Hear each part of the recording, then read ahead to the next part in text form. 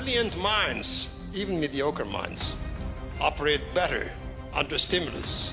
A Canadian is a Canadian, and you can't take away individual rights like what someone does. Barack Obama has systematically rebuilt the trust of the world in our willingness to work through the Security Council and other institutions. Anne-Marie, you must not talk to anybody in the world, any of our allies. Whatever you want to call this system, a mafia state, a feudal empire, it's a disaster for ordinary Russians.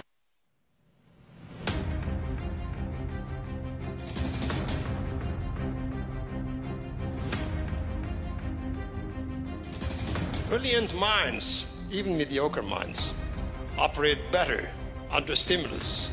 A Canadian is a Canadian, and you can't take away individual rights like what someone does. Barack Obama has systematically rebuilt the trust of the world in our willingness to work through the Security Council and other institutions. Anne-Marie, you must not talk to anybody in the world, any of our allies. Whatever you want to call this system, a mafia state, a feudal empire, it's a disaster for ordinary Russians. I think that's the kind of hypocritical argument that if I were Chinese, I'd find quite annoying. But historically, Chinese foreign policy can be described as barbarian management.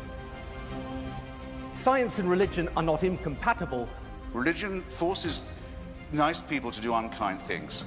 Are men obsolete? And my conclusion to this question is no. I won't let you be, you Show me the word pretext. I quoted them saying Show me that the word the pretext. program you can keep screaming that and it doesn't change the point. We do not want sympathy. We do not want pity. We want opportunities. It's an appalling slander to me to the Muslim religion. I never said the word Muslim in my fulmination. It was a Muslim-free fulmination. It is that kind of restraint. It is that kind of sober-minded, sensible, intelligent foreign policy that Obama represents. So I guess what I'm telling you is he's sort of a closet Canadian. Vote for him, for God's sake.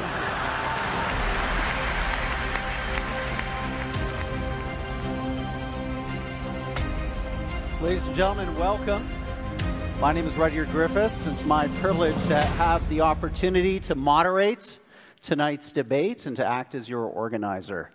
I want to start by welcoming the North American-wide television audience tuning in right now across Canada on CPAC, Canada's public affairs channel, C-SPAN across the continental United States, and on CBC Radio Ideas.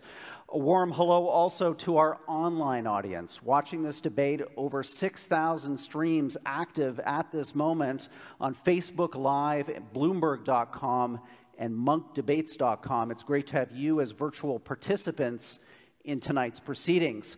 And hello to you, the over 3,000 people who filled Roy Thomson Hall for yet another Munk Debate. Thank you for your support for more and better debate on the big issues of the day. This debate marks the start of our 10th season, and we begin this season missing someone who was vital to this debate series in every aspect. It was his passion for ideas, his love for debate that inspired our creation in 2008. And it was his energy, his generosity, and his drive that was so important in allowing us to really win international acclaim as one of the world's great debating series. His philanthropy, its legacy, wow, it's incredible. Last fall, we all remember that $100 million donation to cardiac health here in Toronto, transforming the lives of tens of thousands of millions of Canadians to come. Bravo.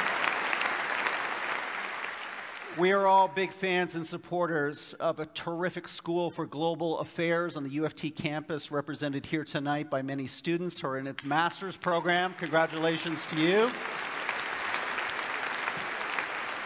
And also at a generous endowment last spring to this series that will allow us to organize many evenings like this for many more years to come. Now, knowing our benefactor as we do, the last thing he'd want is for us to mark his absence with a moment of silence. That wasn't his style. So let's instead celebrate a great Canadian, a great life, and a great legacy of the late Peter Munk. Bravo, Peter.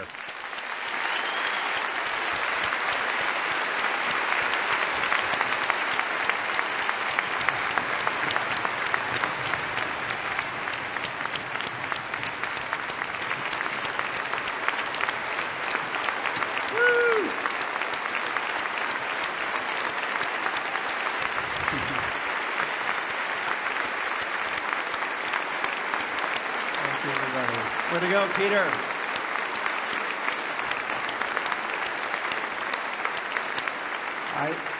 I know he would have enjoyed that, and I want to just thank Melanie, Anthony, Cheney for being here tonight to be part of Peter's continuing positive impact on public debate in Canada. Thank you guys for being here tonight. Now, knowing Peter as I did, the first thing on his mind at this point in the debate would be, Rudyard, stop talking, get this debate underway, get our debaters out here. Come on, get the show on the road. So we're going to do that right now because we have a terrific debate lined up for you this evening. So let's introduce first our pro team arguing for tonight's motion. Be it resolved, what you call political correctness, I call progress. Please welcome to the stage, he's an award-winning writer, scholar, broadcaster on NPR, and sports networks across America, Michael Eric Dyson. Michael, come on out.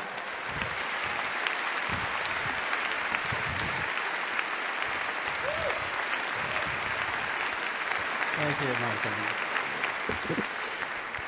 Michael's debating partner is also an award-winning author. She's a columnist at the New York Times, and someone who is going to bring a very distinct and powerful perspective tonight, Michelle Goldberg. Michelle, come on out.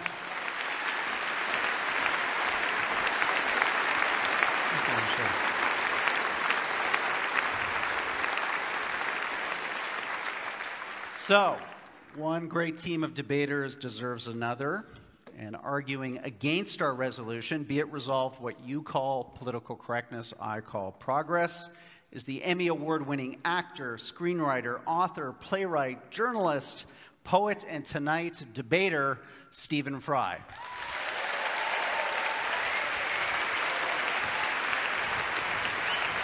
Thank you, Stephen.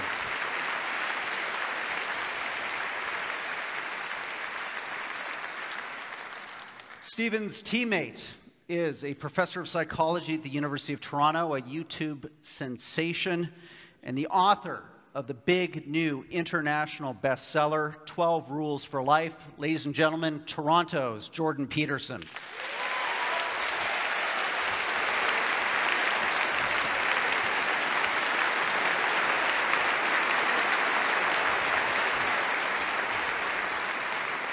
Okay, we're going to get our debate underway momentarily, but first a quick checklist to go through. We've got a hashtag tonight, #MunkDebate. Those of you in the hall and those of you watching online, please weigh in. Let's get your opinions going. Also, for those of you watching online right now, we have a running poll, www.monkdebates.com/vote. Reflect, input, react to this debate as it unfolds over the next hour and a half. My favorite aspect of this show that was Peter's brilliance and creation, we have our countdown clock. What this does is it keeps our debaters on their toes and our debate on time. So when you see these clocks on the screen go down to 0, I wanted you to join me in a warm round of applause. And we'll have a debate that ends when it's supposed to end. Now, let's see. We had our resolution tonight. On the way in, we had this audience of roughly 3,000 people here in downtown Toronto vote on, be it resolved, what you call political correctness, I call progress. Let's see the agree, disagree on that number. 36% agree, 64% disagree. So, a room in play. Now, we asked you, how many of you were open to changing your vote over the course of the debate? Are you fixed, agree, disagree, or could you potentially be convinced by one or other of these two teams to move your vote over the next hour and a half? Let's see those numbers now. Wow, okay, a pretty open-minded crowd. This debate is very much in play. And as per the agreed-upon order of speakers, I'm going to call on Michelle Goldberg first. Michelle, would you like a sip of water? You can have a sip of water before you start. Oh. Call on Michelle Goldberg first for her 6 minutes of opening remarks. Michelle. Okay, well, thank you for having me.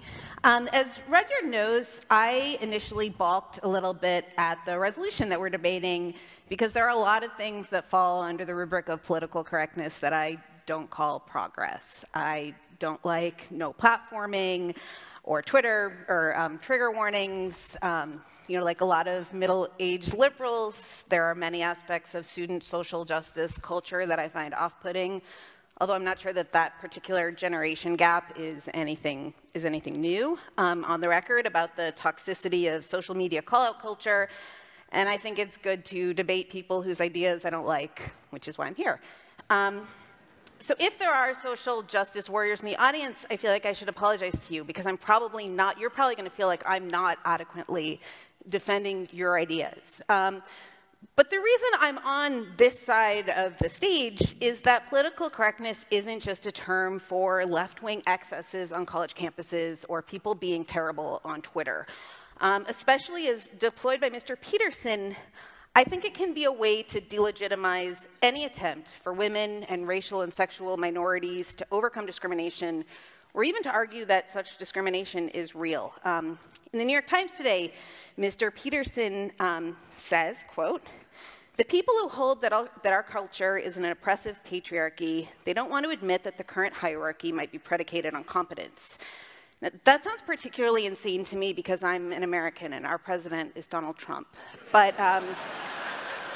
it's an assumption that I think underlies a worldview in which any challenges to the current hierarchy are written off as political correctness. I also think we should be clear that this isn't really a debate about free speech. Mr. Peterson once referred to what he called, quote, "the evil trinity of equity, diversity, and inclusivity," and said those three words, if you hear people mouth those three words, equity, diversity, and inclusivity, you know who you're dealing with and you should step away from that because it is not acceptable. He argues that the movie Frozen is politically correct propaganda, and at one point, he floated the idea of creating a database of university course content so students could avoid postmodern critical theory. So in the criticism of political correctness, I sometimes hear an urge or an attempt to purge our thought of certain analytical categories that mirrors, I think, the worst caricatures of the social justice left that want to get rid of anything that smacks of colonialism or patriarchy or white supremacy. I also don't really think we're debating the value of the Enlightenment, at least not in the way that somebody like Mr. Fry, who I think is a champion of Enlightenment values, frames it. The efforts to expand rights and privileges once granted just to landowning white heterosexual men is the Enlightenment, or is very much in keeping with the Enlightenment. To quote a dead white man, John Stuart Mill, "The despotism of custom is everywhere the standing hindrance to human advancement." I think that some of our opponents, by contrast, frame challenges to the despotism of custom as politically correct attacks on a transcendent natural order.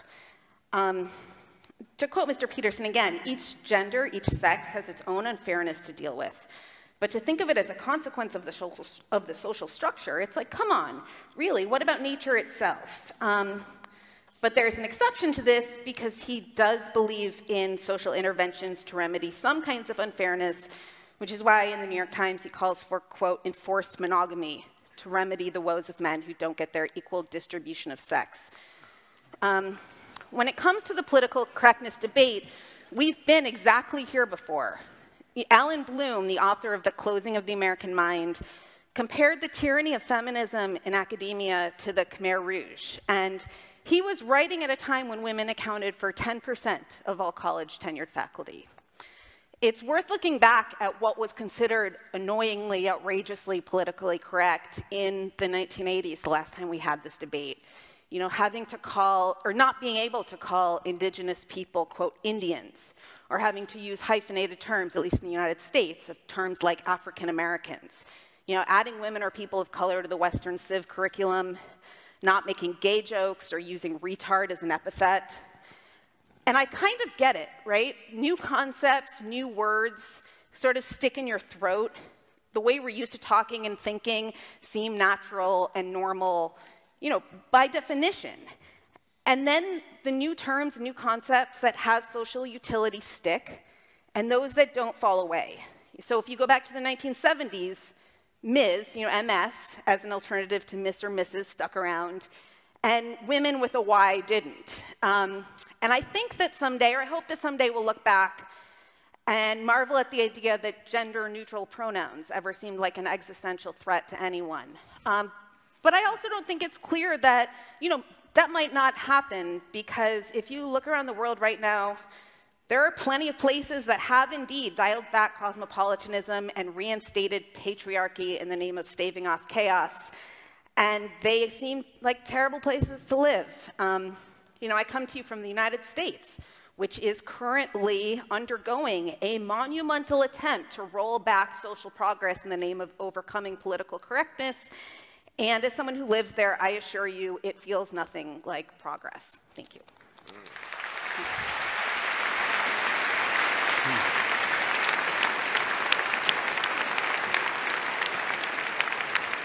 Great start to the debate, Michelle. Thank you. I'm now going to ask Jordan Peterson to speak for the con team.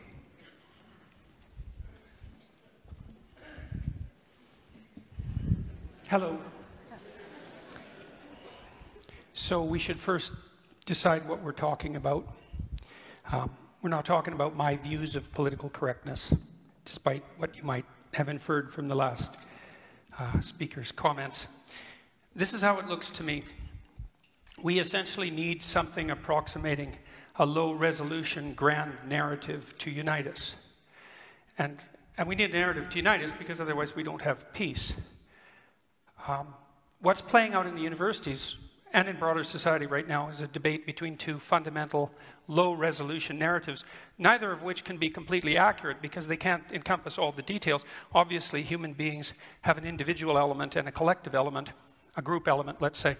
The question is, what story should be paramount? And this is how it looks to me. In the West, we have reasonably functional, reasonably free, remarkably productive, stable hierarchies that are open to consideration of the dispossessed that hierarchies generally create. Our societies are freer and functioning more effectively than any societies anywhere else in the world, and than any societies ever have. And as far as I'm concerned, and I think there's good reason to assume this, it's because the fundamental low-resolution grand narrative that we've oriented ourselves around in the West is one of the sovereignty of the individual, and it's predicated on the idea that all things considered, the best way for me to interact with someone else is individual to individual, and to react to that person as if they're both part of the process, because that's the right way of thinking about it, the psychological process by which things we don't understand can yet be explored, and by things that aren't properly organized in our society can be yet set right. The reason we're valuable as individuals, both with regards to our rights and responsibilities, is because that's our essential purpose, and that's our nobility, and that's our function. What's happening, as far as I'm concerned, in the universities in particular, and spreading very rapidly out into the broader world, including the corporate world, much to what should be its chagrin, is a collectivist narrative. And of course, there's some utility in a collectivist narrative because we're all part of groups in different ways. But the collectivist narrative that I regard as politically correct is a strange pastiche of postmodernism and neo-Marxism. And its fundamental claim is that, no, you're not essentially an individual. You're essentially a member of a group. And that group might be your ethnicity, and it might be your sex, and it might be your race, and it might be any of the endless numbers of other potential groups that you belong to, because you belong to many of them. And that you should be essentially categorized along with those who are like you on that dimension in that group. That's proposition number one. Proposition number two is that the proper way to view the world is as a battleground between groups of different power. So you define the groups first, and then you assume that you view the individual from the group context, you view the battle between groups from the group context, and you view history itself as a consequence of nothing but the power maneuvers between different groups. That eliminates any consideration of the individual at a very fundamental level, and also any idea, for example, of free speech, because if you're collectivist at heart in this manner, there is no such thing as free speech. it isn't that it's debated by those on the radical left and let's say the rest of us, so to speak. It's that in that formulation, there's no such thing as free speech, because for an individualist, free speech is how you make sense of the world and reorganize society in a proper manner. But for the radical left type collectivist that's associated with this viewpoint of political correctness, when you speak, all you're doing is playing a power game on behalf of your group. And there's nothing else that you can do, because that's all there is. And not only is that all there is in terms of who you are as an individual now and how society should be viewed, it's also the fundamental narrative of history. For example, it's widely assumed in our universities now that the best way to conceptualize Western civilization is as an oppressive, male-dominated patriarchy, and that the best way to construe relationships between men and women across the centuries is one of oppression of women by men. And it's like, well, look, no hierarchy is without its tyranny. That's an axiomatic truth. People have recognized that literally for thousands of years. And hierarchies do tend towards tyranny, and they tend towards the usurpation by people with power. But that only happens when they become corrupt. And we have mechanisms in our society to stop hierarchies from becoming intolerably corrupt, and they actually work pretty well. And so I would also point this out. You know, don't be thinking that this is a debate about whether empathy is useful or not, or that the people on the con side of the argument are not empathetic. I know perfectly well, as I'm sure Mr. Fry does, that hierarchies tend to produce situations where people stack up at the bottom, and that the dispossessed in hierarchies need a political voice, which is the proper voice of the left, by the way, and the necessary voice of the left. But that is not the same as proclaiming that the right level of analysis for our grand unifying narrative is that all of us are fundamentally to be identified by the groups that we belong to, and to construe the entire world as the battleground between different forms of tyranny in consequence of that group affiliation. And to the degree that we play out that narrative, that won't be progress, believe me, and we certainly haven't seen that progress in the universities. We've seen situations like what happened at Wilfrid Laurier University instead. We won't see progress. What we'll return to is exactly the same kind of tribalism that characterized the left.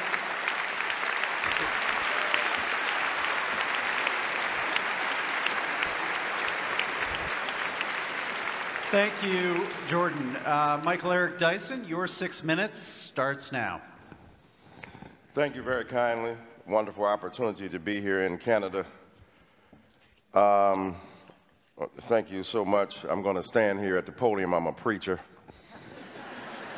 And I will ask for an offering at the end of my presentation.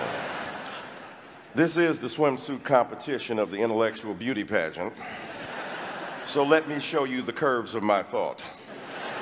Oh my God, was that a politically incorrect statement I just made? How did we get to the point where the hijacking of the discourse on political correctness has become a kind of Manichaean distinction between us and them? The abortive fantasy just presented is remarkable for both its clarity and yet the muddiness of the context from which it has emerged. What's interesting to me is that when we look at the radical left, I'm saying, where they at? I want to join them. They ain't running nothing. I'm from a country where a man stands up every day to tweet the moral mendacity of his viciousness into a nation he has turned into his psychic commode.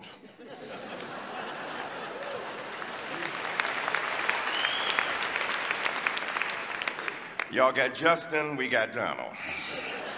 So what's interesting then is that political correctness has transmogrified into a caricature of the left. The left came up with the term political correctness. Shall I remind you? We were tired of our excuses and our excesses and our exaggerations. We were willing to be self-critical in a way that I fear my confrères, my compatriots, are not. Don't take yourself too seriously. Smile. Take yourself not seriously at all, but what you do with deadly seriousness. Now it is transmogrified into an attempt to characterize the radical left. The radical left is a metaphor, it's a symbol, it's an articulation. They don't exist, their numbers are too small. I'm on college campuses, I don't see much of them coming. When I hear about identity politics, it amazes me. The collectivist identity politics, last time I checked, white folk invented race. That was an invention from a dominant culture that wanted groups at their behest. The invention of race was driven by the demand of a dominant culture to subordinate others. Right? Patriarchy was the demand of men to have their exclusive vision presented. The beauty of feminism is it's not going to resolve differences between men and women. It just says men don't automatically get the last word. Of course, in my crib, they never did. And so identity politics has been generated as a bête noire of the right, and yet the right doesn't understand the degree to which identity has been foisted upon black people and brown people and people of color from the very beginning on women and trans people. You think that I want to be part of a group that is constantly abhorred by people at Starbucks? I'm minding my own black business. Walking down the street, I have group identity thrust upon me. They don't say, ah, ha, ha. There goes a Negro. Highly intelligent, articulate, verbose, capable of rhetorical fury at the drop of a hat. We should not interrogate him as to the bona fides of his legal status. No, they treat me as part of a group. And the problem is that our friends don't want to acknowledge is that the hegemony, the dominance of that group has been so vicious that it has denied us the opportunity to exist as individuals. Individualism is the characteristic moment in modernity. Mr. Peterson is right. The development of the individual, however, is predicated upon notions of intelligence. Immanuel Kant and David Hume and others, philosophically, Descartes comes along, introducing knowledge into the phrase, saying that knowledge is based upon a kind of reference to the golden intelligence, the reflective glass that one possesses, and yet it got rooted in the very ground of our existence. So knowledge has fleshly basis, and what I'm saying to you, the knowledge that I bring as a person of color makes a difference in my body because I know what people think of me and I know how they respond to me, and that ain't no theory. Am I mad at trigger warnings? The only trigger warning I want is from a cop. Are you about to shoot me? Not funny. In America, where young black people die repeatedly, unarmed, without provocation. And so for me, identity politics is something very serious. And what's interesting about safe spaces, I hear about the university. I teach there. Look, if you're in a safe space in your body, you don't need a safe space. Some of that is overblown. Some of it is ridiculous. I understand. I believe that the classroom is a robust place for serious learning. I believe in the interrogation of knowledge based upon our understanding mutually of the edifying proposition of enlightenment. At the same time, some people ain't as equal as others. So we have to understand the conditions under which they have emerged and in which they have been benighted and attacked by their own culture. And I ain't seen nobody be a bigger snowflake than white men who complain.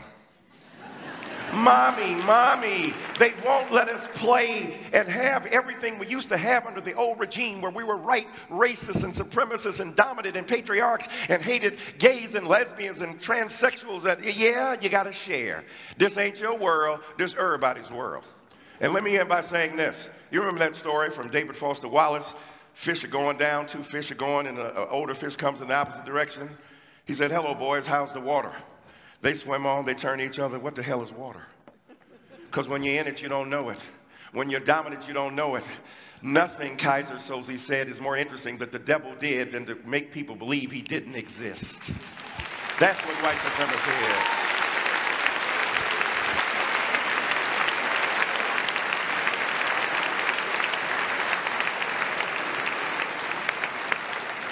Thank you, Michael. Stephen, you're up. We're going to put 6 minutes on the clock, and please start. Yes, I'll try and be as quick as possible, because if I miss that plane to London, I won't half hear the end of it from the bridegroom's mother. Now, in agreeing to participate in this debate and stand on this side of the argument, I'm fully aware that many people who choose incorrectly, in my view, to see this issue in terms of left and right, devalued and exploded terms as I think they are, will believe that I am betraying myself in such causes and values that I have espoused over the years. I've been given huge grief already simply because I'm standing here next to Professor Peterson, which is the very reason that I am standing here in the first place. I'm standing next to someone with whom I have, differences, shall we say, in terms of politics and all kinds of other things, precisely because I think all this has got to stop.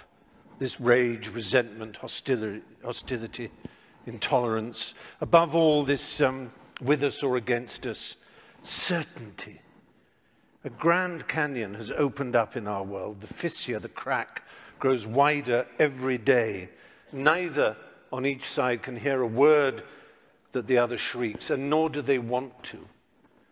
While these armies and propagandists in the culture wars clash, down below in the enormous space between the two sides, the people of the world try to get on with their lives, alternately baffled, bored, and betrayed by the horrible noises and explosions that echo all around. I think it's time for this toxic, binary, zero-sum madness to stop before we destroy ourselves. I'd better nail my colours to the mast before I get any further in this. It's only polite to give you a sense of where I come from. All my adult life, I have been what you might call a lefty, a soft lefty, a liberal of the most hand-wringing milksop, milquetoast variety. Not a burning man the barricade socialist, not even really a progressive worth the name. I've been on marches, but I've never quite dared wave placards or banners. Am I a loathed member of that band, an SJW, a social justice warrior? I don't think highly of social injustice, I have to say, but I character myself mostly as a social justice warrior. My intellectual heroes growing up were Bertrand Russell and G.E. Moore, liberal thinkers, people like that, writers like E.M. Forster. I believed, and I think I still do believe, in the sanctity of human relations, of the primacy of the heart and friendship and love and common interest. These are more personal, interior beliefs than they are political exterior convictions, more a humanistic version of a religious impulse, I suppose. I trust in humanity. I believe in humanity. I think I do, despite all that has happened in the 40 years of my adulthood. I am soft, and I can easily be swept away by harder hearts and harder intellects. I'm sometimes surprised to be described as an activist, but over time I have energetically involved myself with what you might call causes. I grew up knowing that I was gay. Well, in fact, from the very first I knew I was gay. I remember when I was born looking up and saying, that's the last time I'm going up one of those.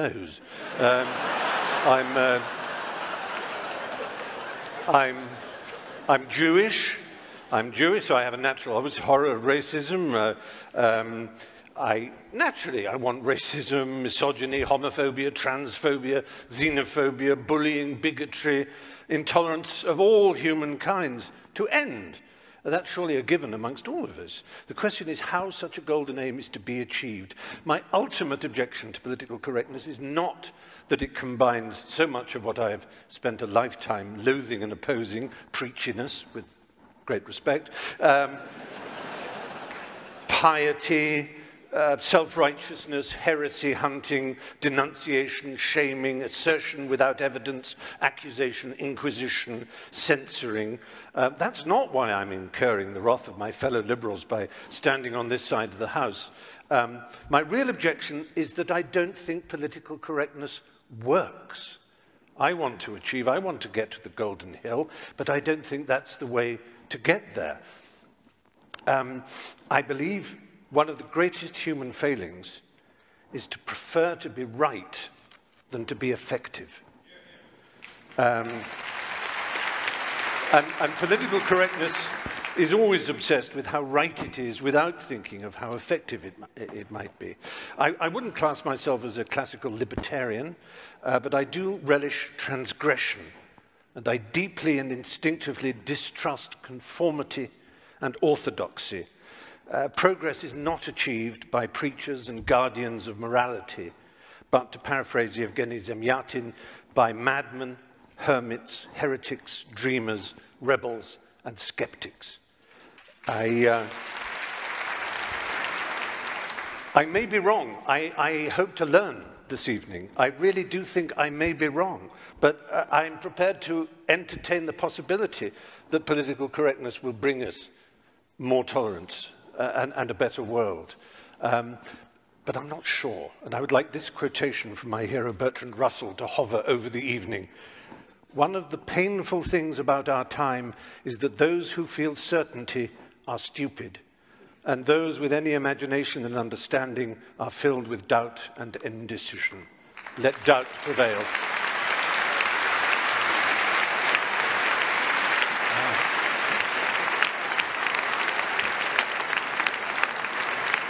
So, great set of opening statements to set the scene. We're now going to go into a round of rebuttals to allow each of our presenters 3 minutes to reflect on what they've heard and to make some additional points. We're going to do that in the same order that we had the opening statements. So, Michelle, you're up first. We'll put 3 minutes on the clock for you.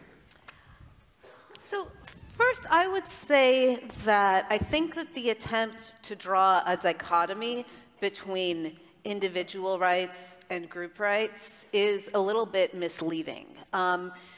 Traditionally, there have been large groups of people who have not been able to exercise their individual rights. And I think that a lot of the claims that are being made on behalf of what we politically correct types call marginalized groups are claims that people who, have identities that have not traditionally been at the center of our culture or been at the top of our hierarchies have as much right to exercise their individual talents and realize their individual ambitions, right? When we say that we want more women in power or more people of color's voices in the canon or in the curriculum or directing movies, all of these things are not because, at least on my part, I'm interested in some sort of very crude equity, but because there are a lot of people who have not traditionally been able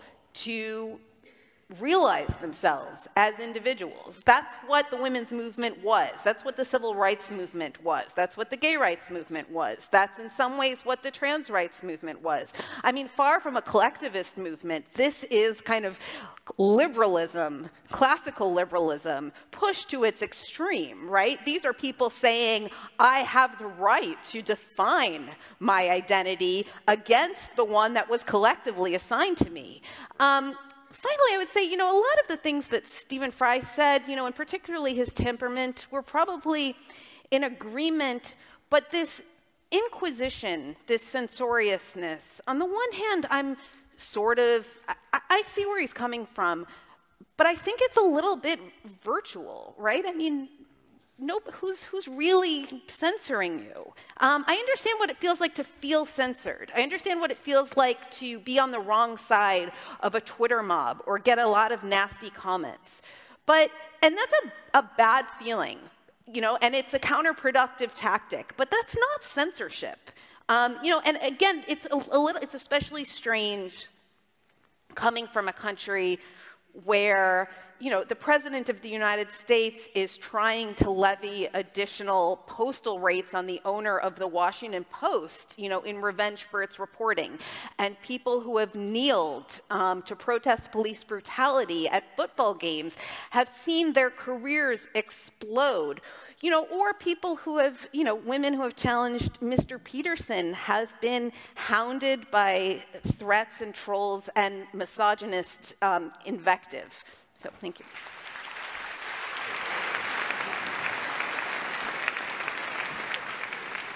Jordan, we're going to have 3 minutes up on the screen there. Please respond to what you've heard. Well, I guess I would like to set out a challenge in somewhat the same format as Mr. Fry did to people on the moderate left. I mean, I've studied totalitarianism for a very long time, both on the left and on the right in various forms. And I think we've done a pretty decent job of determining when right-wing beliefs become dangerous. I think that they become dangerous when the people who stand on the right evoke notions of racial superiority or ethnic superiority, something like that. It's fairly easy to draw a box around them and place them to one side and necessary, and I think we've done a pretty good job of that. What I fail to see happening on the left, and this is with regards to the sensible left, because such a thing exists, is for the same thing to happen with regards to the radical leftists. Okay, so here's an open question. If it's not diversity inclusivity, and equity as a triumvirate that mark out the too excessive left, and with equity defined, by the way, not as equality of opportunity, which is an absolutely laudable goal, but as equality of outcome, which is how it's defined, then exactly how do we demarcate the too extreme left? What do? We say, well, there's no such thing as the too extreme left? Well, that's certainly something that characterized much of intellectual thinking for the 20th century, as our high-order intellectuals, especially in places like France, did everything they could to bend over backwards to ignore absolutely everything that was happening in the catastrophic left world, in the Soviet Union and in Maoist China, not least. We've done a terrible job of determining how to demarcate what's useful from the left from what's pathological. And so it's perfectly okay for someone to criticize my attempts to identify something like a boundary. We could say diversity, inclusivity, and equity, especially equity, which is in fact equality of outcome, which is an absolutely abhorrent notion. If you know anything about history, you know that. And I'm perfectly willing to hear some reasonable alternatives. But what I hear continually from people on the left, first of all, as my opponents did, to construe every argument that is possibly able to be construed on the axis of group identification, and to fail to help the rest of us differentiate the reasonable left, which stands for the oppressed, necessarily, from the pathological left that's capable of unbelievable destruction. And what I see happening in the university campuses in particular, where the leftists absolutely predominate, and that's certainly not my imagination, that's well documented by perfectly reasonable people like Jonathan Haidt, is an absolute failure to make precisely that distinction. And I see the same thing echoed tonight. Thank you.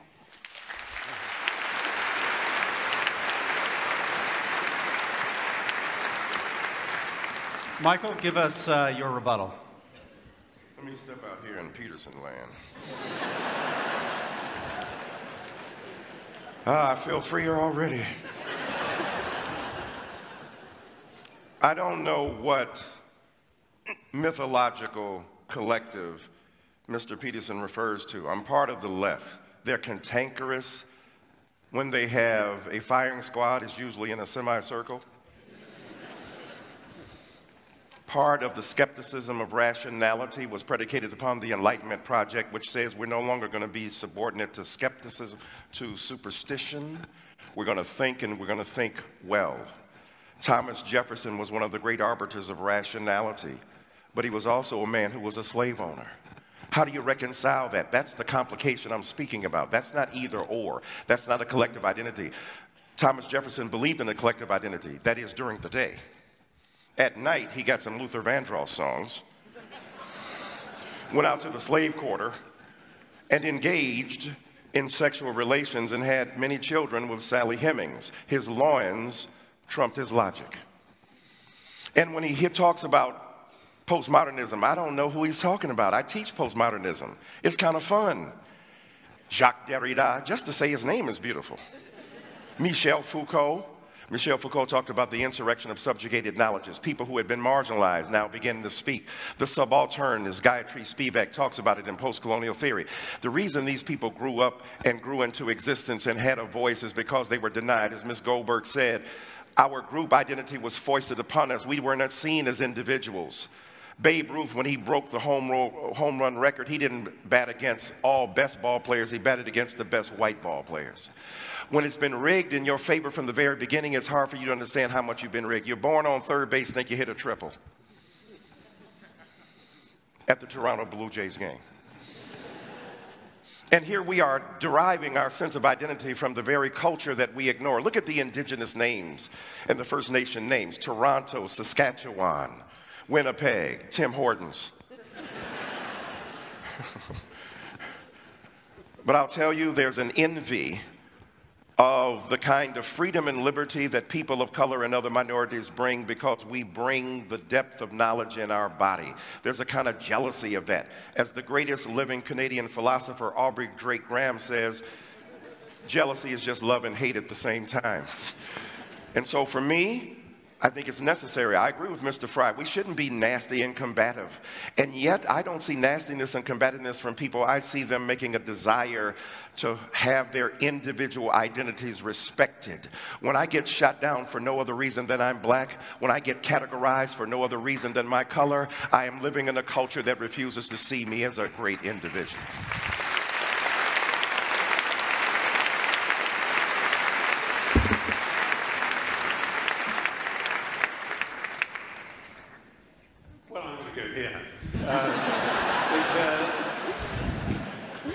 No, it's interesting to hear that there really doesn't seem to be a problem, but yet I think we all instinctively know that there is some kind of a problem. There isn't censorship. Of course not in the way that there is in Russia. I've been to Russia. I faced off with a deeply homophobic and unpleasant man, and there's political correctness in Russia. It's just political correctness on the right, and that's what I grew up with, political correctness, which meant that you couldn't say certain things on television. You couldn't say fuck, for example, on television, because it was incorrect to do so. And as always, the same reason was that someone would appear and say, I'm not shocked. Oh, of course, no, I'm not shocked. I'm not offended. I'm offended on behalf of others, young, impressionable, plastic minds, the vulnerable. And that's not good enough. It's so often people are saying, you see, I don't mind being called a faggot or a kike or whatever, or a mad person, because I've got mental health issues. I don't mind people insulting me. And people say, well, that's all right for you, Stephen, because you know you're strong. Well, I don't feel particularly strong, and I don't know that I like being called a faggot and a kike particularly, but I don't believe that the advances in my culture that have allowed me to marry, as I have now been for 3 years to someone of my gender, I don't believe they are a result of political correctness. And maybe political correctness is actually just some sort of live trout, that the harder we squeeze it, the further it goes away. And you will be saying, I'm not talking about political correctness, you're talking about social justice, with which I agree, with whether you want to call it identity politics or the history of your people, the history of my people were slaves as well. Both the British were slaves of Romans and the Jews were slaves of the Egyptians. All human beings have been slaves at some point, and we all, in that sense, share that knowledge of how important it is to speak up. But Russell Means, who was a friend of mine towards the end, who founded the American Indian movement, he said, oh, for God's sake, call me an Indian or a Lakota Sioux or Russell. I don't care what you call me. It's how we're treated that matters. And so I'm really addressing a more popular idea. Also, actually, in Barrow, Alaska, an Inupiat said, call me an Eskimo. It's obviously easier for you because you keep mispronouncing Inupiat. You know, words do matter. I'll just end with a quick story. Gay rights came about in England because we slowly and persistently knocked on the door of people in power. We didn't shout, we didn't scream. People like Ian McKellen eventually got to see the Prime Minister. And when the Queen signed in the royal assent, as she has to, for the bill allowing equality of marriage, she said, Lord, you know, I couldn't imagine this in 1953. Really is extraordinary, isn't it? Just wonderful. And handed it over. Now, it's a nice story, and I hope it's true, but it's nothing to do with political correctness. It's to do with human decency. It's that simple.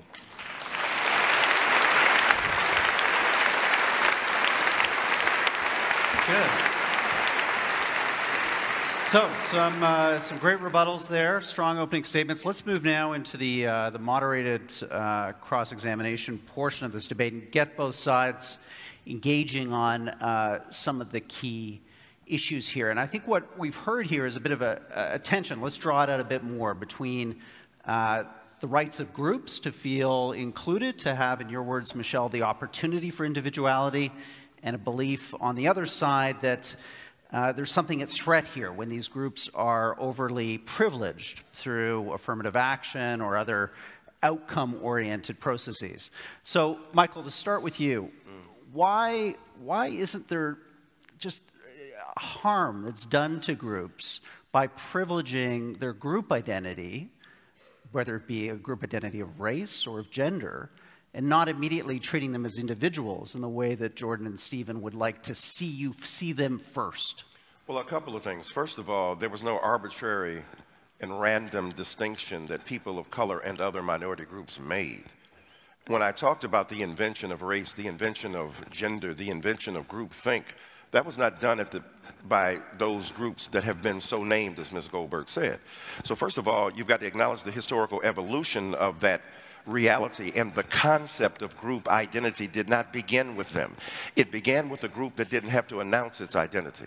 When you are in control, you don't have to announce who you are. So that many white brothers and sisters don't see themselves as one among many other ethnicities or groups. What they see themselves as, I'm just American, I'm Canadian. Can't you be like us? Can't you transcend those narrow group identifications? And yet, those group identifications have been imprinted upon them by the very people who now, because their group power has been challenged. Let's make no mistake about it. There's a challenge. I agree with Mr. Fry in a kind of Netherland of how sweet it would be to have a kingly and queenly metaphor about how it got resolved. That ain't the real deal, homie. And in the real world, in the real world, there's stuff at stake. What's at stake are bodies. What's at stake are people's lives. What's at stake? People are still being lynched, killed. What's at stake? People, because of their sexuality and their racial identity, are still being harmed. So I'm suggesting to you, it's not that we are against being treated as individuals. That's what we're crying for. Please don't see me as a member of a group that you think is a thug, a nigger, a nihilist, a pathological person. See me as an individual who embodies the realities of who we are. But I'll end by saying this. What Michelle said is extremely important. The people who have individual rights did not have to fight for them in the same manner that people of color and others have had to. When Mr. Fry talked about enslavement, he named them. Read Orlando Patterson's comparative history of race and slavery over 28 civilizations. The Greeks did not have the same kind of slavery that Americans did. It was chattel slavery. In Greece, you could buy back your freedom. You could teach the children of the people who enslaved you, and because of your display of prodigious intellect, you could secure your freedom. That was not the case. You were punished and killed for literacy in America. So my point simply is this, is that I am all for the celebration of broader identities.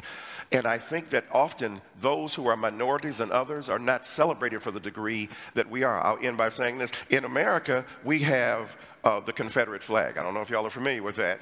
We have a Confederate flag. We have white guys, mostly, in the South, but others as well, flying those Confederate flags that are part of the South that refused to cede its legitimate conquest at the hands of the North. There has been a politics of resentment. You talk about politics of identity, wearing that flag, not the American flag. They are not American. They are celebrating a secession, a move away from America. And a man named Colin Kaepernick, who is a football player, saying, I want to bring beauty to that flag, has been denied opportunity. So we have to really set the terms of debate in order before we proceed. Thank you, madam. Good point. Jordan, let's have you jump in on this idea of what you see as the pernicious danger of groupthink when it comes to ethnicity, when it comes to gender. Why do you think that's one of the primal sins, in your view, of quote, political correctness? Well, I think it's one of the primal sins of identity politics players on the left and the right, just to be clear about that. Personally, since this has got personal at times, I'm no fan of the identitarian right. I think that anybody who plays a game, a conceptual game where group identity comes first and foremost, risks an exacerbation of tribalism. It doesn't matter whether it's on the left or the right. With regards to the idea of group rights, well, there's a fundamental, and this is something we've fallen into terribly in Canada, not least because we had to contend with the threat of Quebec separatism, but the idea of group rights is extraordinarily problematic because the obverse of the coin of individual rights is individual responsibilities. And you can hold an individual responsible, and an individual can be responsible.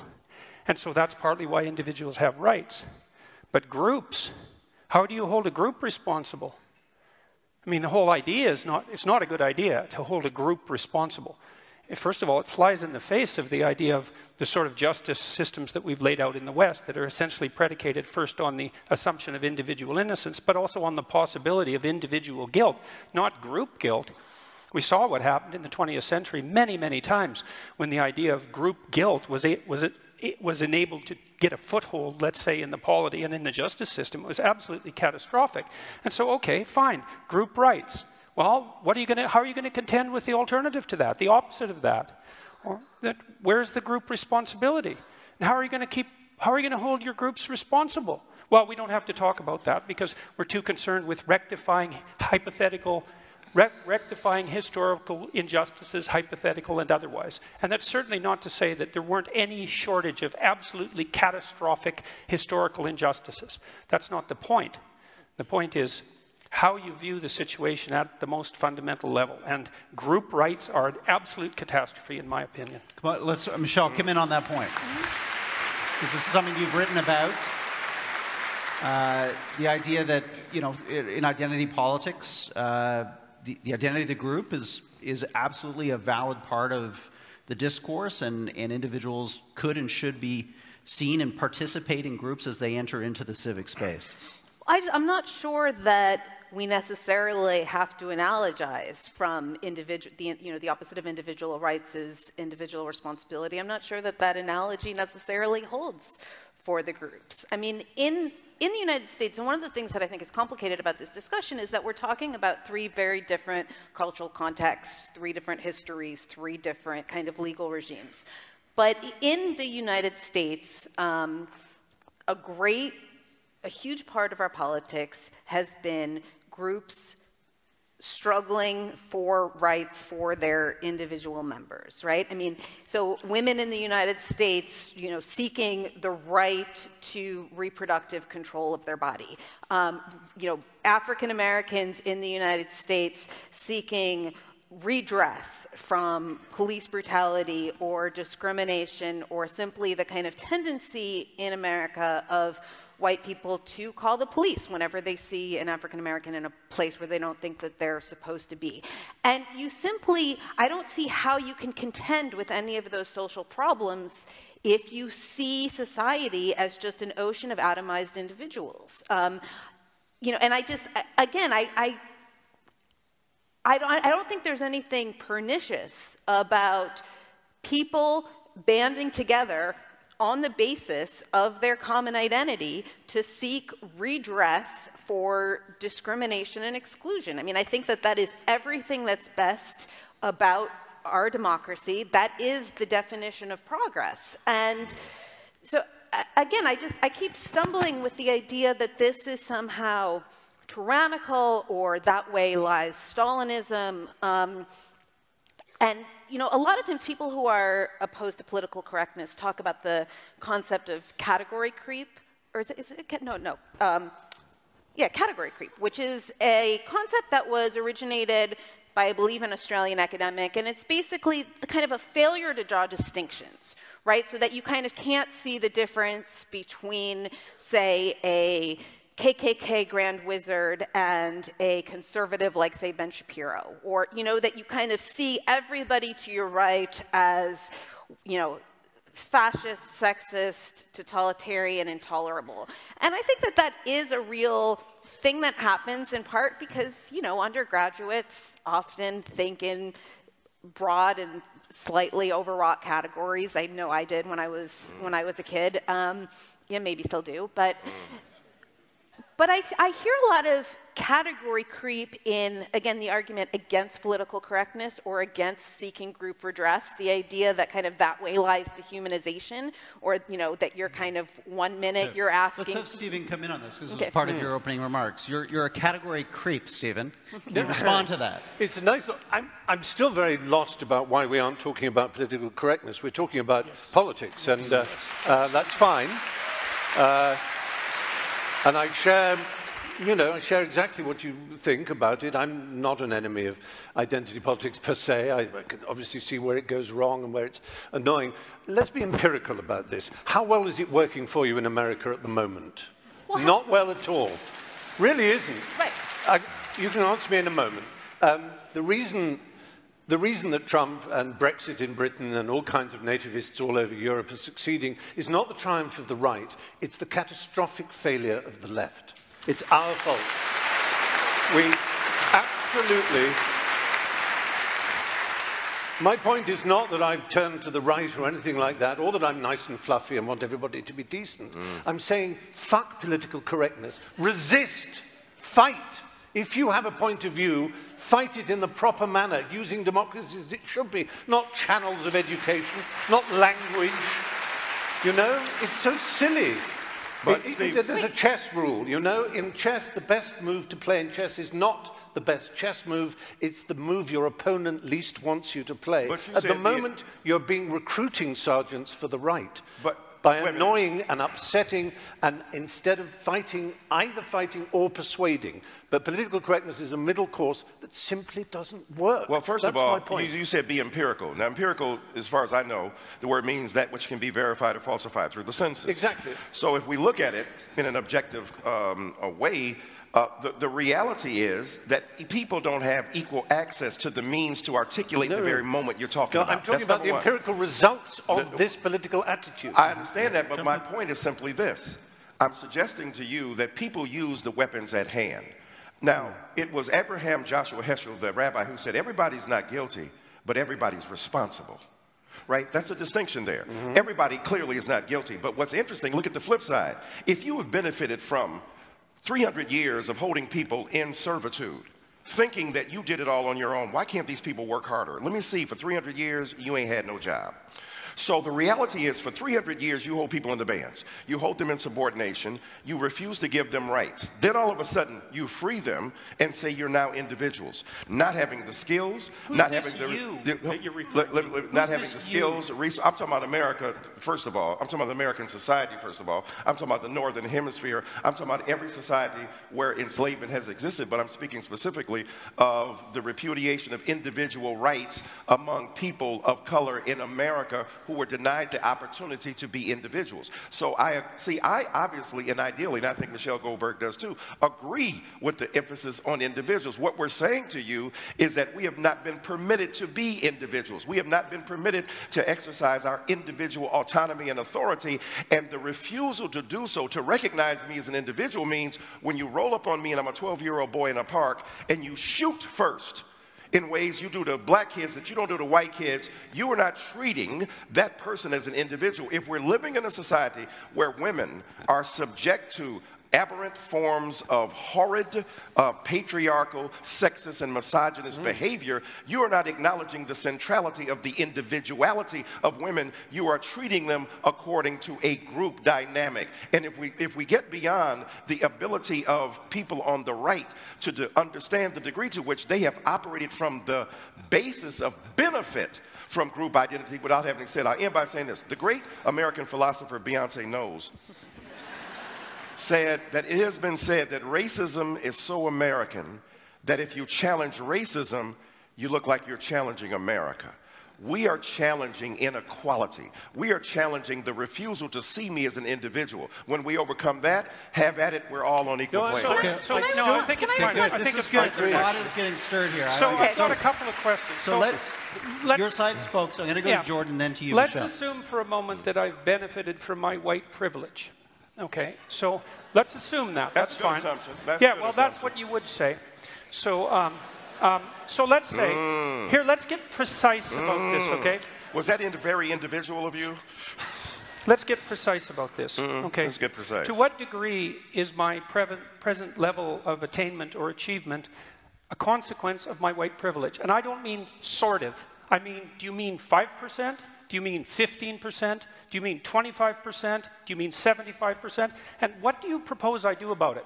How about a tax? How about a tax that's like specialized for me so that I can account for my damn privilege, so that I can stop hearing about it?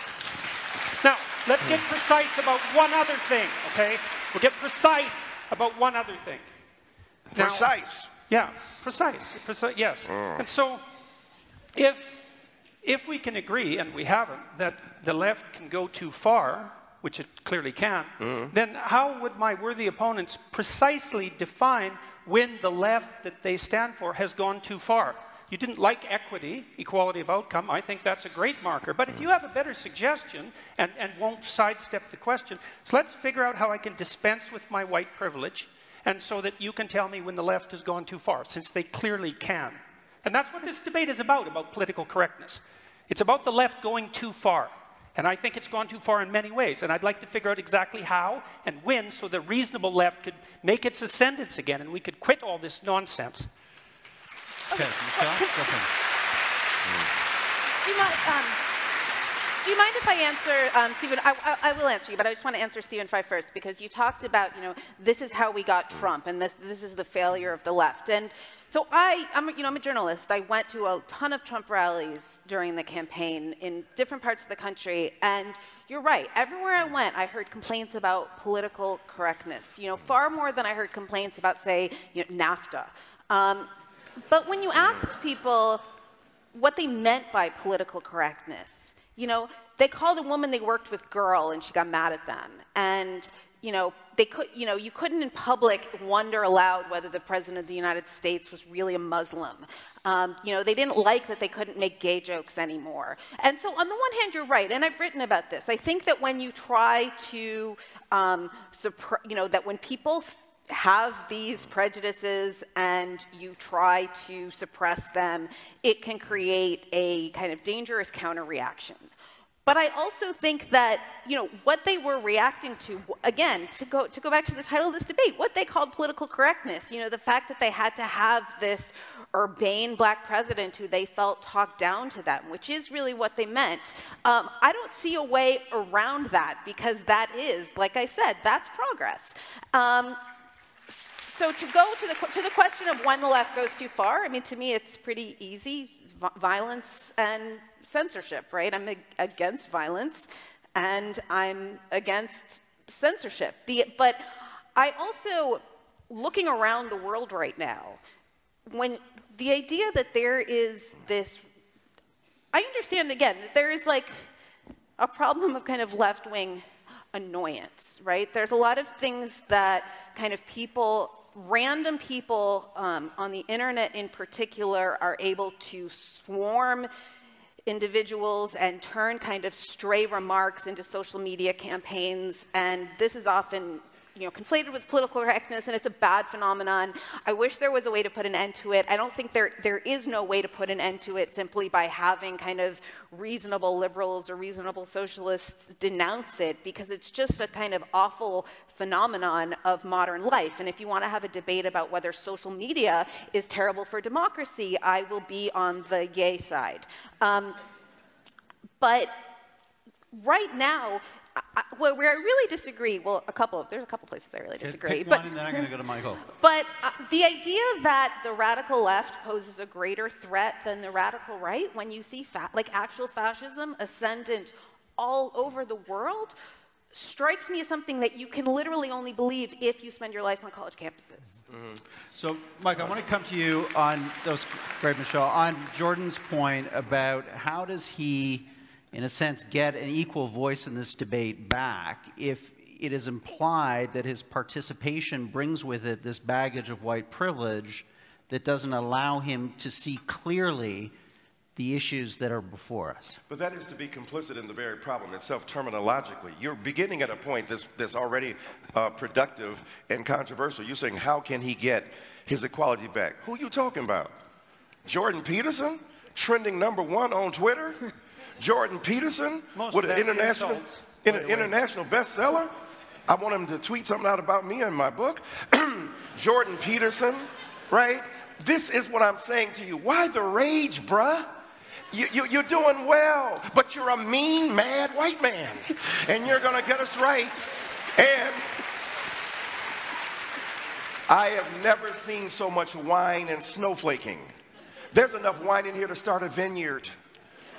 And what I'm saying to you empirically and precisely, when you ask the question about white privilege, the fact that you ask it in the way you did, dismissive, pseudoscientific, non-empirical, and without justification, the truth is that white privilege doesn't act according to quantifiable segments. It's about the degree to which we are willing as a society to grapple with the ideals of freedom, justice, and equality upon which it's based. Number two, what's interesting to me, you're talking about not having a collective identity. What do you call a nation?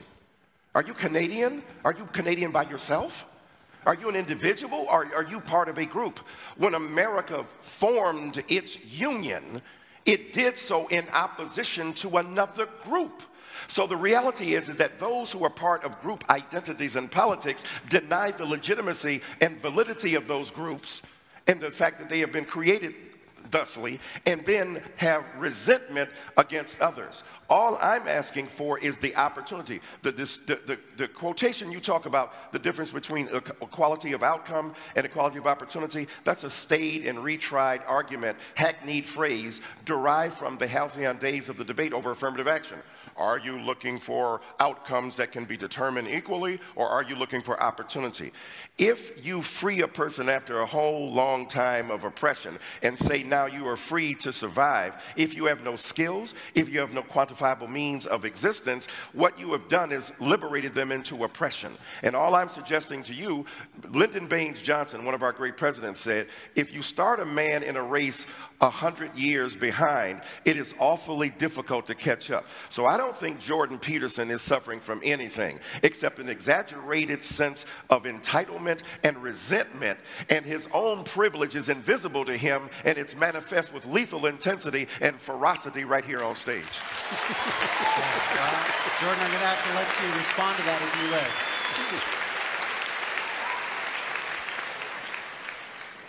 will. Well, what I derive from that series of rebuttals, let's say, is twofold. The first is that saying that the radical left goes too far when they engage in violence is not a sufficient response by any stretch of the imagination, because there are sets of ideas in radical leftist thinking that led to the catastrophes of the 20th century, and that was at the level of idea, not at the level of violent action. It's a very straightforward thing to say you're against violence. It's like being against poverty. It's like, you know, generically speaking, decent people are against poverty and violence. It doesn't address the issue in the least. And with regards to my privilege or lack thereof, I mean, I'm not making the case that I haven't had advantages in my life and disadvantages in my life like most people. You don't know anything about my background or where I came from, and it doesn't matter to you because fundamentally I'm a mean white man. That's a hell of a thing to say in a debate.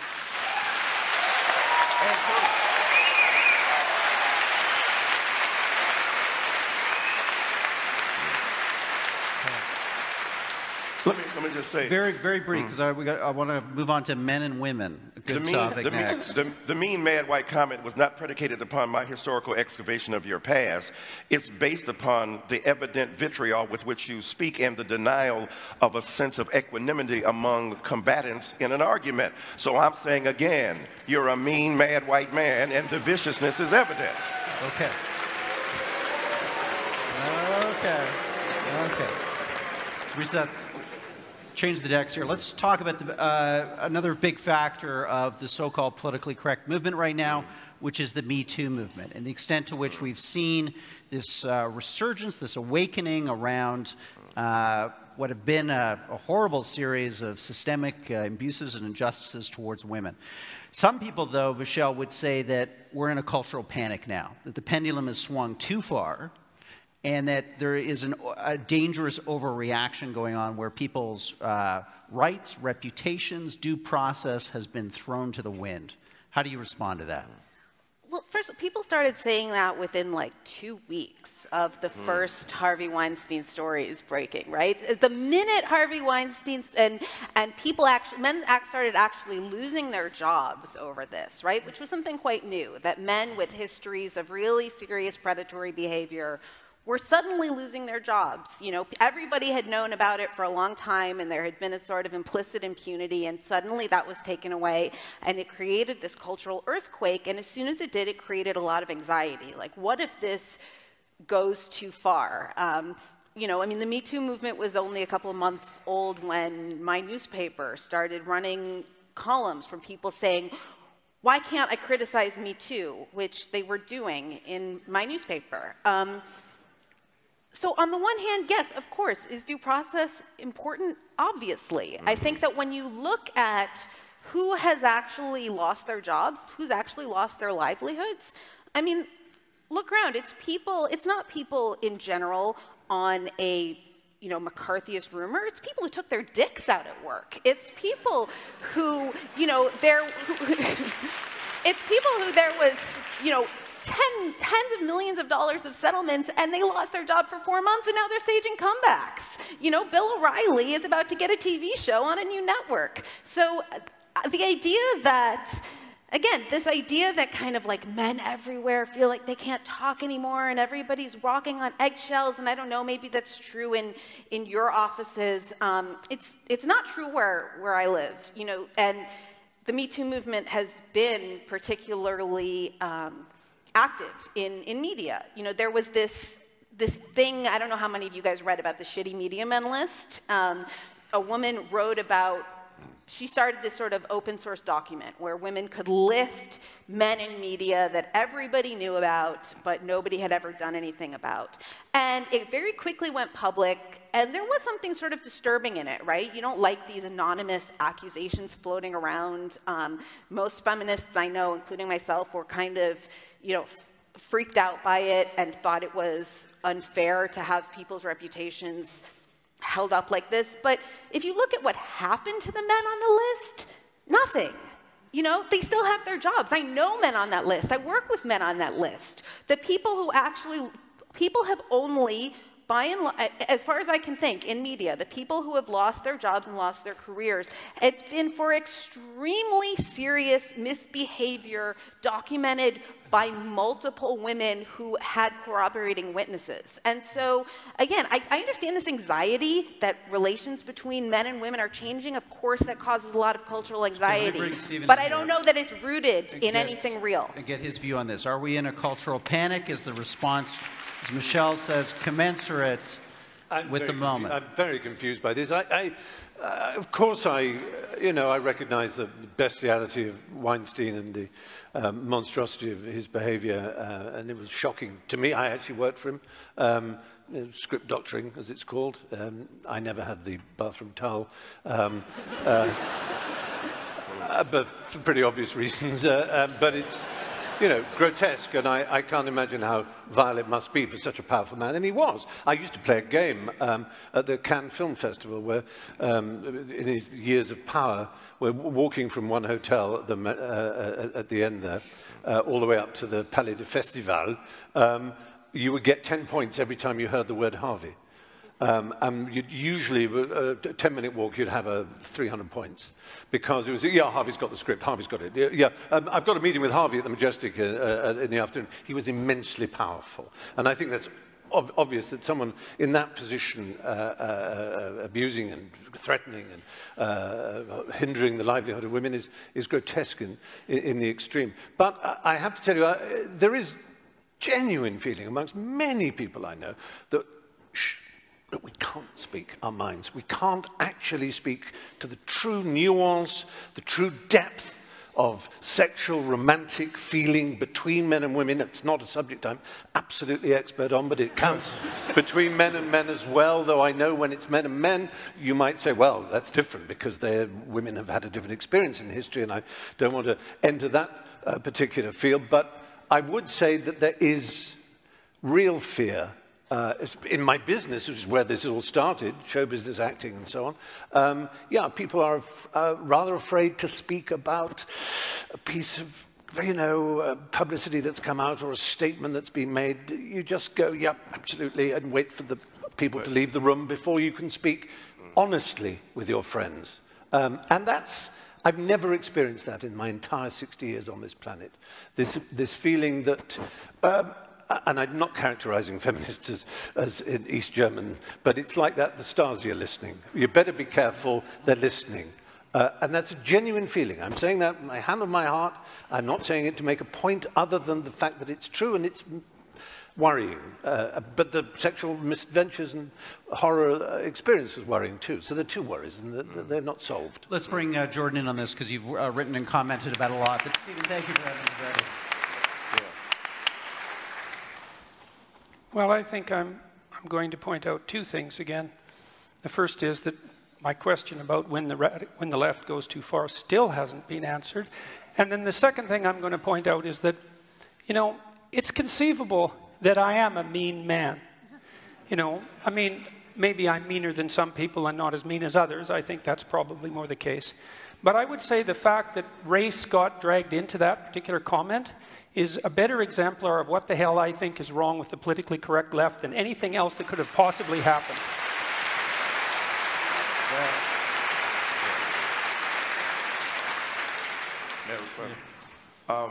Imagine the hurt, the anxiety,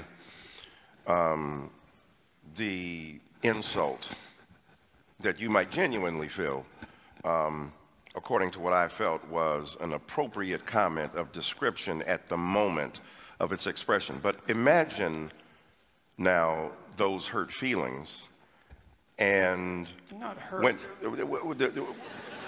okay, you feel great. You feel great about it. That's really different. I'm not a victim. I'm not hurt. I'm appalled. You're not hurt. Okay, you wouldn't be a victim. So what's interesting is that whatever non-traditional feelings of empathy you endure at this particular point,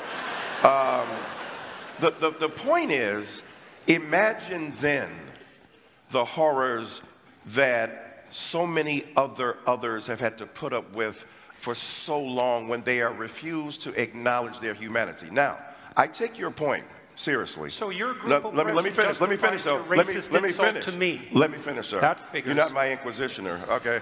What I'm saying to you is that when you said you were upset that I added the element of race there, right? When I said mean, mad, white man. Well, what's interesting is that you may have felt that you were being ascribed a group identity to which you do not subscribe. You may have felt that you were being unfairly judged according to your particular race. You may have felt that your individual identity was being besmirched by my rather careless characterization of you, all of which qualifies for a legitimate response to me, but also the point we've been trying to make about the refusal to see our individual existence as women, as people of color, as First Nation people, and the like. My point simply has been, the reason I talked about race in that particular characterization, because there's a particular way in which I have come to a city. I don't know if there are a lot of black people out here, not sure, but I constantly come to places and spaces that are not my natural habitat, other than intellectual engagement and the love and the fury of rhetorical engagement, yes. But I often go into hostile spaces where people will not vote in favor for my particular viewpoint because I'm interested as an individual of breaking down barriers so that people can understand just how complicated it is. So what I'm saying to you is that I would invite you, in terms of the surrender of your privilege, to give you a specific response. Come with me to a Black Baptist church. Come with me to a historically black college. Come to me to an indigenous or First Nations community where we're able to engage in some of the lovely conversation, but also to listen and hear. And when I added race to that, I was talking about the historically evinced inability to acknowledge others' pains equally to the one that they are presently enduring. So, as a human being, I love you as my brother, but I stand by my comment. Well, I've seen the sorts of things that you're talking about. I happen to be an honorary member of an indigenous family, so don't tell me about what I should go see with regards to oppression. You don't know anything about me. You asked me a question, I gave you a response. Yeah. You gave me a generic response, a generic race-based response. Jordan Peterson, I would like for you to come with me, Michael Eric Dyson, to a Black Baptist church. You been to one of those? I would be happy to do that, by the way. Okay, all right, I'm going to hook you up. Okay, good. We'll make sure that happens. One more quick round, and then we're going to go to closing statements. And Stephen Fry, I want to get your response to why, a generation from now, looking back on this debate, we're not going to see this, quote, so-called politically correct movement in the same way, let's say, that we now understand the positive contributions of the civil rights movement.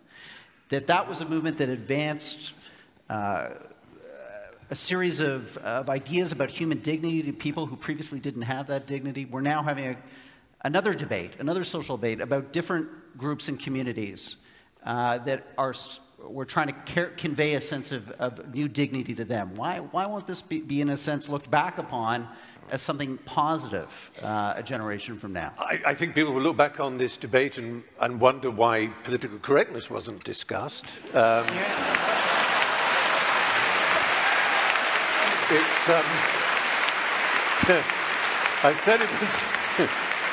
I said it was slippery. I mean, it's interesting to hear talk about race and about gender and about equality, and it's something that I've thought about a lot and I can learn a great deal about, but that's not why I came to this debate, I was interested in what I've always been interested in, the suppression of language and thought, the closing down, the rationalist idea that seems beguiling, that if you limit people's language, it may somehow teach them a different way of thinking, something that would have delighted the inventors of George Orwell's Newspeak, for example. And it seems to me it's just implausible. It doesn't work. And that's what I mean by empirical. It doesn't stand an empirical test. It isn't experientially validated, as we see from the political landscape now, and I worry that we may in the future. So I'm sort of disappointed that the subject has just revolved around academia, which was predictable,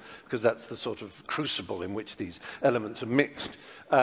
But even more disappointed that really I haven't heard from Michel or from Professor Dyson as to what they think political correctness is, because what they've talked about is basically saying progress, in our view, is progress. Well, I agree. That's, you know, yeah. So it is too, and good on progress. But how is it that you're saying that what we call political correctness, you call progress? That's what you're supposed to be arguing. I want to know what you mean by political correctness. Well, like I said, you know, the reason a few months ago, right, you contacted me, asked if I wanted to do a debate about identity politics, and then you presented me with this resolution, and I said, well, there's like a lot of things that people call political correctness that I'm not going to defend.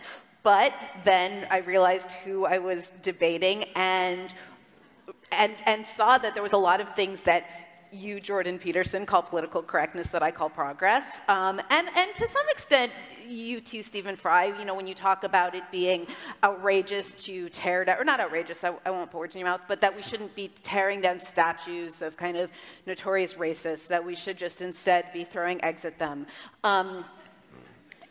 You know, so those sorts of things, if you call them political correctness, I call them progress. Now, this feeling of being silenced, which I understand, although it seems very vague, right? You kind of are not quite putting your finger on who is silencing you, except for a vague fear that if you say something untoward, you're going to be the subject of, I'm not sure, yes. Shaming, but by who?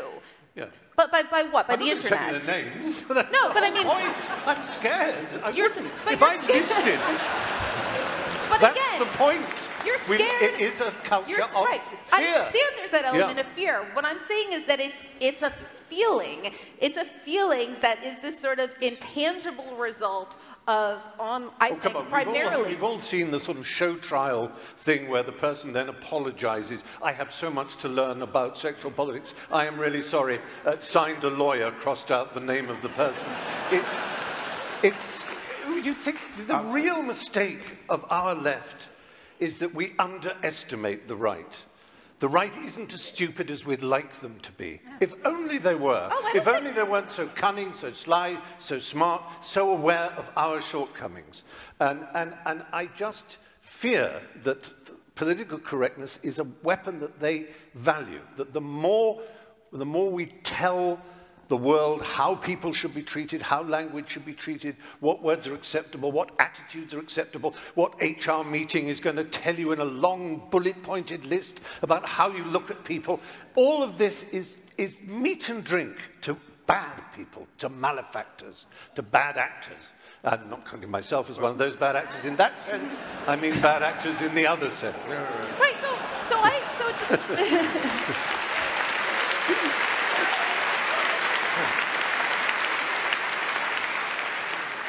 So there are, like I said, there are a lot of ways in which I agree with you, although I would like to hear, I mean, to turn it back on you, I would like to hear you say, you know, what are the words that have fallen into disrepute that you think we should be resurrecting, right? I mean, to me, this is this area of like hotly contested social change right now, where a lot of people feel it's about words that have gone into disuse. It's very often phrases, jargonistic slogans, heteronormative, cisgendered, those kind of things. They're just an insult. You know, imagine you're a young student arriving at university and someone's bombarding you with this preposterous hermeneutical nonsense from misread textbooks, misread Foucault, if I may say, and misread Derrida, and so on. Because I was at Cambridge, England, doing English literature. We had our French phase, and there's value in that. It's an interesting game, and it is. It's a place to... I think I'd just really say that the ghost hovering over for me is, it's a letter Oscar Wilde wrote, and he said to Bosie, his love, he said, the fact that you didn't get a degree is nothing, but you never acquired what is sometimes called the Oxford manner, and I'll say for that, the university manner. He said, Oscar said, I take that to mean the ability to play gracefully with ideas. I think that's disappearing from our culture, and I think it's a terrible thing. Let's go to Mike and Michelle.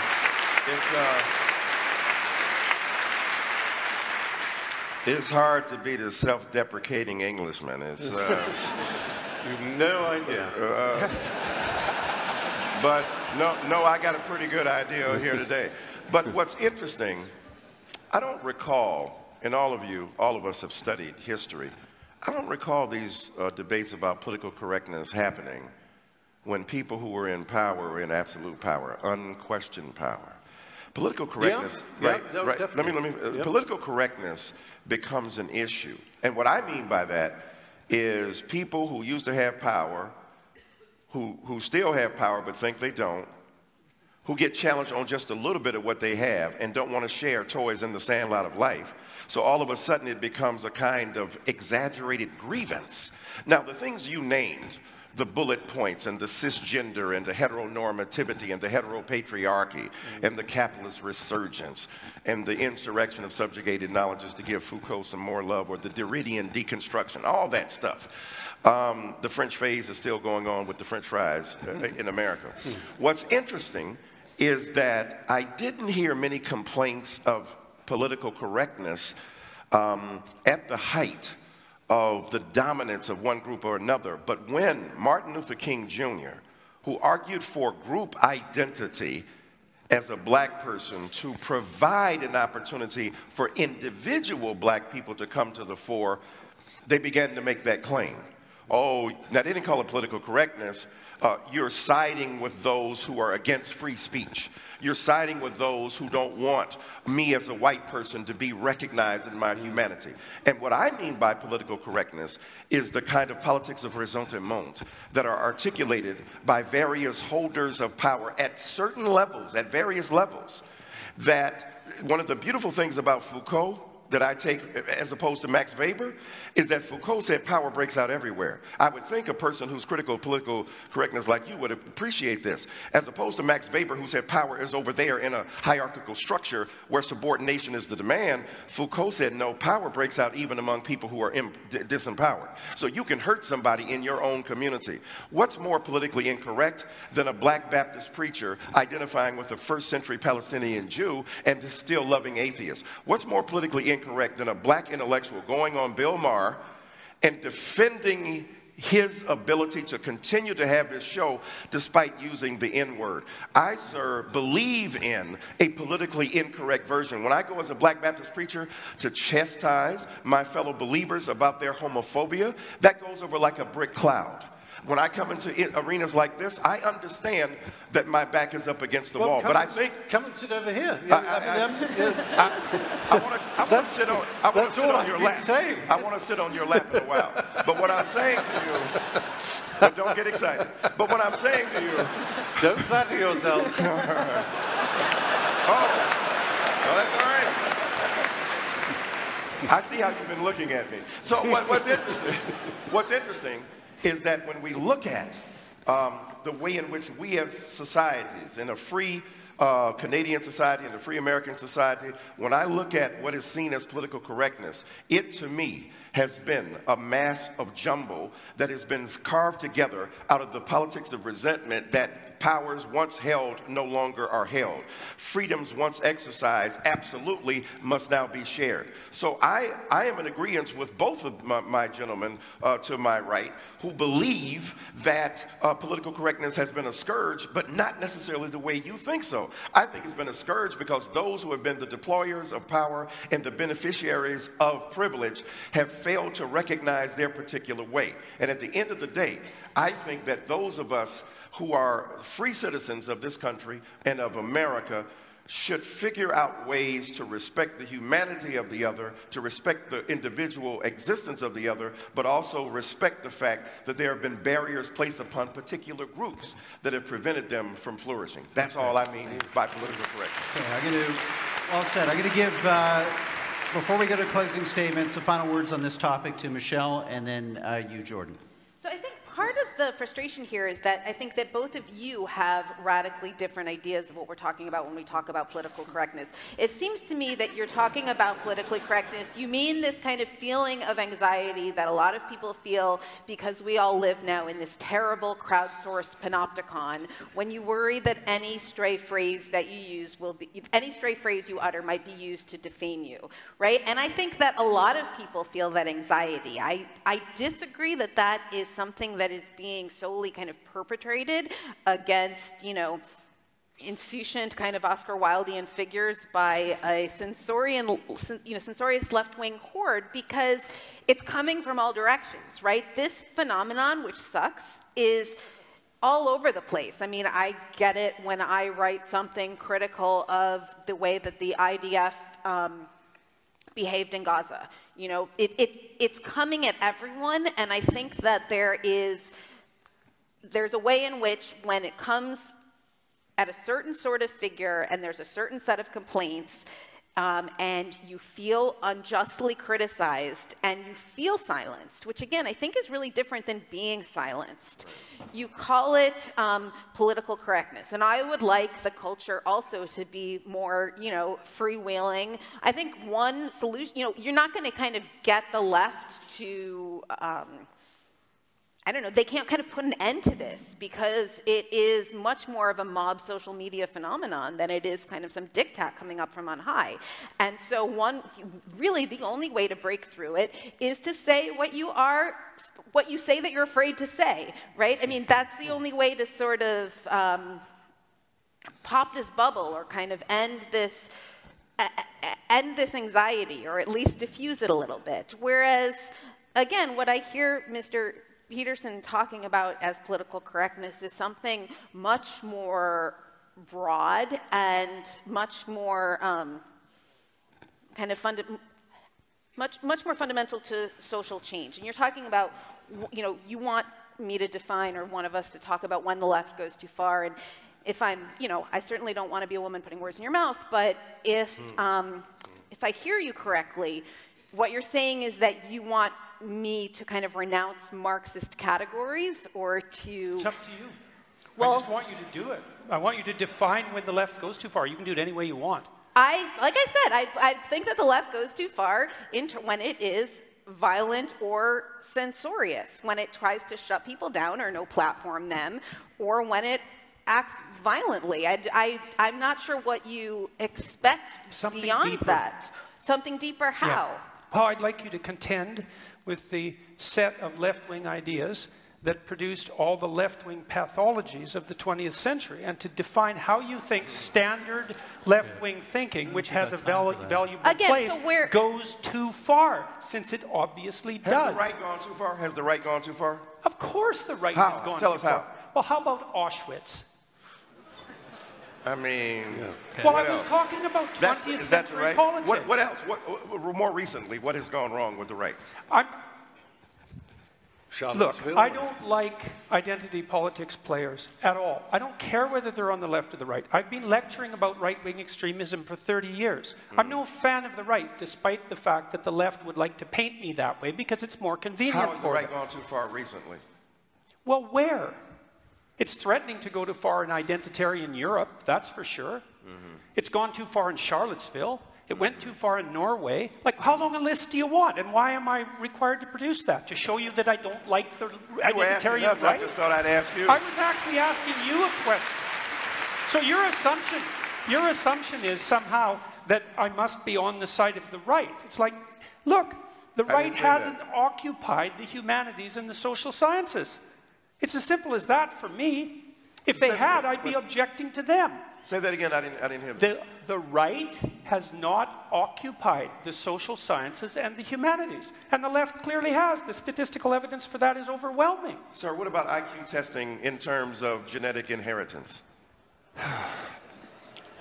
Sir, we're here to talk about political correctness, and we've done a damn poor job of it. I see. I gave you an example. Okay, now you can't answer it. Let's Okay, all then all right. redeem ourselves with our closing statements. I'm going to put 3 minutes on the clock. We're going to go in the reverse order of the opening. So, Stephen, you're up first. Oh, lordy, lordy. Yes, up. There we are. I'll hide behind the lectern in that case. Well, I've been fascinated by this conversation. There's been an enormous clash of cultures in the conversation. We've had, you know, classic, if I can call it, huckstering snake oil pulpit talk, which is,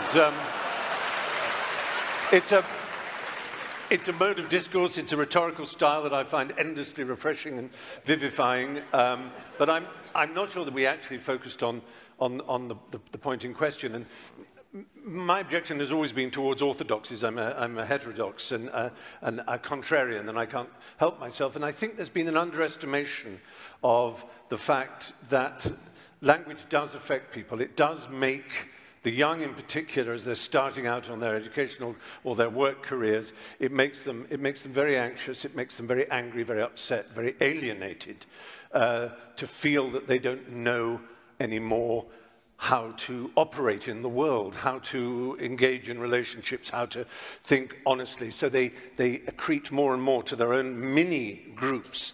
And I think that's dangerous and unhappy for society. I think it's reflected in a paucity of cinema and literature and art, and the culture generally is that there's a fear that's pervading it. And while people can talk to academia and say, you should come and see our lessons, our lectures are open and free and ideas are exchanged. I'm sure that's true. I'm sure it's true, but I don't think we should underestimate how much this feeling is prevalent in the culture of this strange paradox that the liberals are illiberal in their demand for liberality.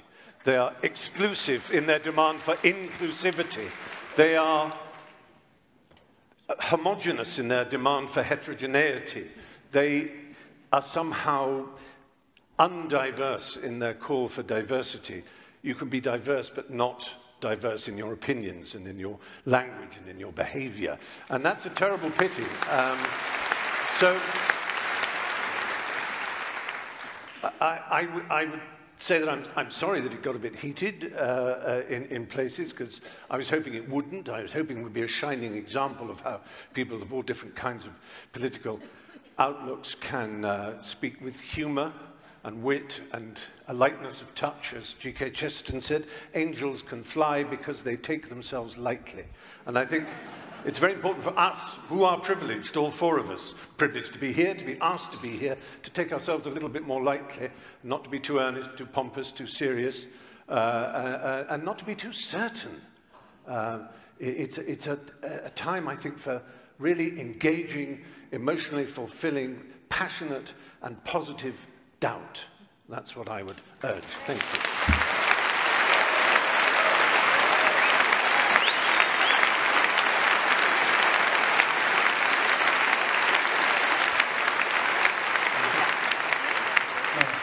Michael, we're going to put 3 minutes on the clock for you. Please, your closing. Thank you so much for that compliment, Brother Price. I'm used to, not exclusively white men, who see black intelligence articulated at a certain level, feeling a kind of condescension. If I came up here, Mr. I was saying the other day, but a kind of verbal facility automatically assumed to be a kind of hucksterism and snake oil salesman. I've seen that. I get it. I get hate letters every day from white brothers and sisters who are mad I'm teaching their children. You're just trying to co-opt our children. You're trying to corrupt them. Yes, I'm trying to corrupt them so they will be uncorrupted by the corruptibility that they've inherited from a society that refuses to see all people as human beings. The death threats I have received constantly for simply trying to speak my mind, it's not about a politically correct society that is open-minded and that has some consternation about my ability to speak. I'm getting real live. You want empirical death threats that talk about killing me, setting up to hurt me and harm me, simply because I choose to speak my mind. I agree with my confreres and my compatriots that we should argue against the vicious limitation and recursions against speech. I believe that everybody has the right to be able to articulate themselves, and the enormous privilege we have to come to a spot in a space like this means that we have that privilege and we should be responsible for it.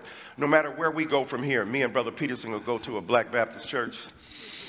I'm going to hold him to that. He said it on national TV. We're going to go to a Black Baptist church and have an enlightening conversation about the need for us to engage in not only reciprocal and mutual edification, but criticism, even hard and tough criticism, but in a way that speaks to the needs and interests of those who don't usually get on TV, whose voices are not usually amplified, whose ideas are not usually taken seriously. And when they get to the upper echelons of the ability of a society to express themselves, they are equally subject to vicious recrimination and hurtful resistance. There's an old story about the pig and the pig and the chicken going down the street and said, let's have breakfast. The chicken just has to give up an egg. The pig has to give up his ass in order to make breakfast. We have often been the pigs giving up our asses to make breakfast. Let's start sharing them asses with everybody else. Thank you.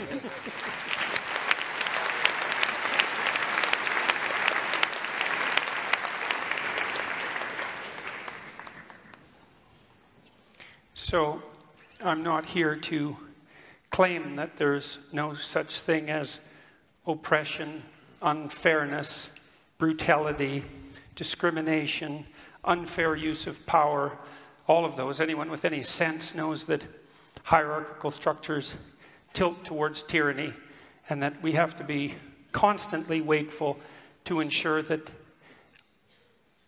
all they are isn't power and tyranny. It's interesting to hear Foucault referred to. It's unfortunate, but it's interesting. You know, because Foucault, like his French intellectual confreres, essentially believed that the only basis upon which hierarchies were established is power. And that's part of this pernicious politically correct doctrine that I've been speaking about. When a hierarchy becomes corrupt, then the only way to ascend it is to exercise power. That's essentially the definition of a tyranny. But that doesn't mean that the imperfect hierarchies that we have constructed in our relatively free countries, which at least tilt somewhat towards competence and ability, as evidenced by the staggering achievements of civilization that we've managed to produce, it doesn't mean that the appropriate way of diagnosing them is to assume without reservation unidimensionally that they're all about power, and as a consequence everyone who occupies any position within them is a tyrant or a tyrant in the making. And that is certainly the fundamental claim of someone like Foucault. And it's part and parcel of this, what would you call it, this ideological catastrophe that's political correctness. I'm not here to argue against progress. I'm not here to argue against equality of opportunity. Anyone with any sense understands that even if you're selfish, you're best served by allowing yourself access to the multiplicitous talents of everyone, and to discriminate against them for arbitrary reasons unrelated to their competences. It's abhorrent. That has nothing to do with the issue at hand. It isn't that good things haven't happened in the past and should continue to happen. That's not the point. The point is the point my compatriot Fry made, which is, well, we can agree on the catastrophe and we can agree on the historic inequity, but there's no way I'm going to agree that political correctness is the way to address any of that, and there's plenty of evidence to the contrary, some of which I would say was displayed quite clearly tonight.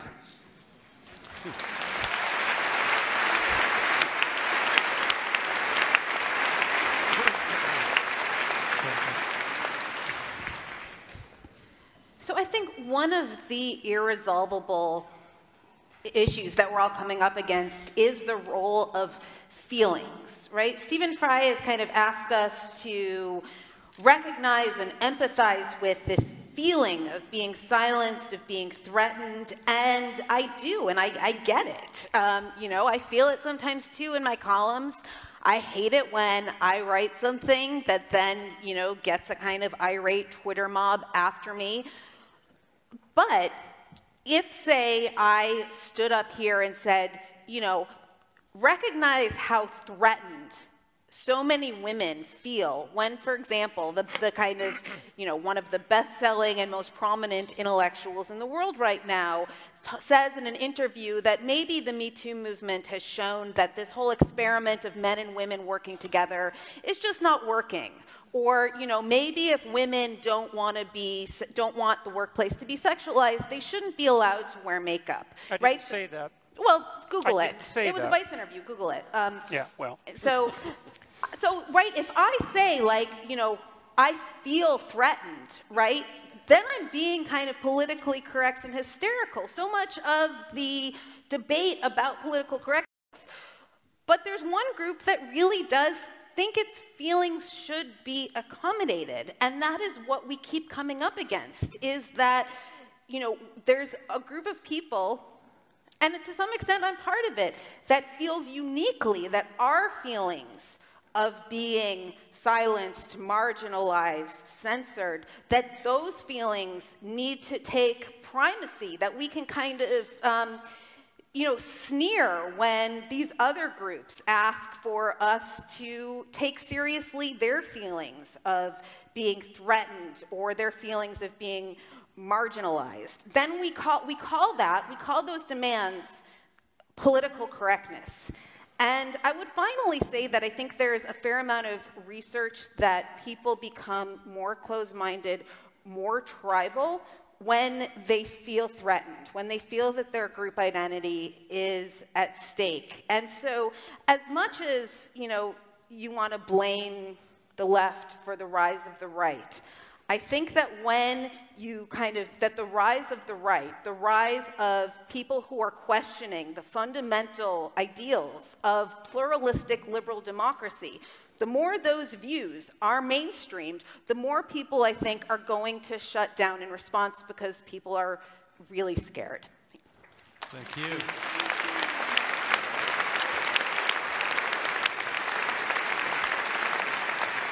Well, first of all, I think on behalf of all the debaters, I think we want to thank the audience. You were engaged, you were mostly civil, and not so civil in ways I think that we enjoyed. So I think on behalf of the debaters, everybody, thank you, audience. This was a challenging topic, and you did a great job.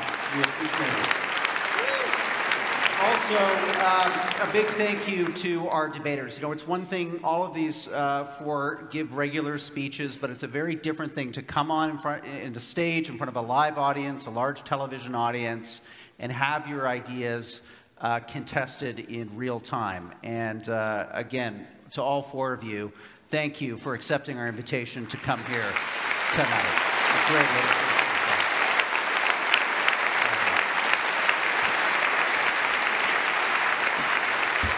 So, a few final notes. First, thank you to the Aurea Foundation, the Munk family, for once again convening us here at Roy Thompson Hall. We're going to do it all again this coming autumn.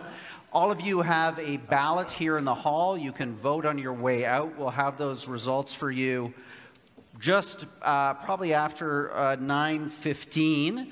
And let's just quickly review where your opinions stood at the beginning of tonight's contest. On the motion, be it resolved, what I call political correctness, what you call political correctness, I call progress. 36% agree, 64% disagree.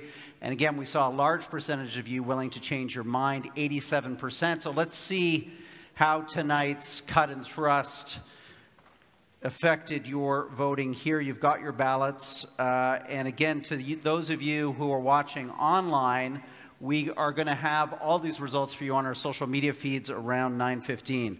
So, enjoy the long weekend. Happy Victoria Day, everyone. Thanks for coming out to the Munk Debates. Thank you, Stephen.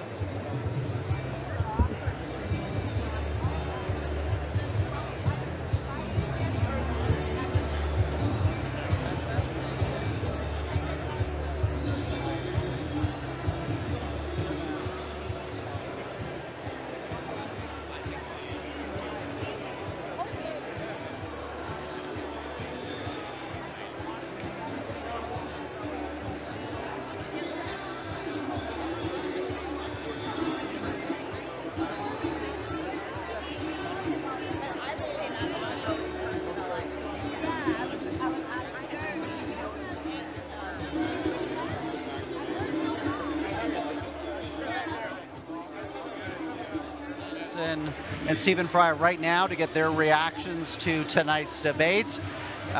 Some hotly contested moments here, so we'll be curious to see what happens with the audience vote over the course of the next few minutes. And also for those of you watching online, we have had our running poll. That poll, again, was www.monkdebates.com/vote. So go there, check out, see how each of these debaters did in terms of their opening statements, their rebuttals, the moderated section, and the closing statements. Did we see any changes there? So again, we're going to go right now to Stephen Fry and Jordan Peterson, get their thoughts on how the evening played out.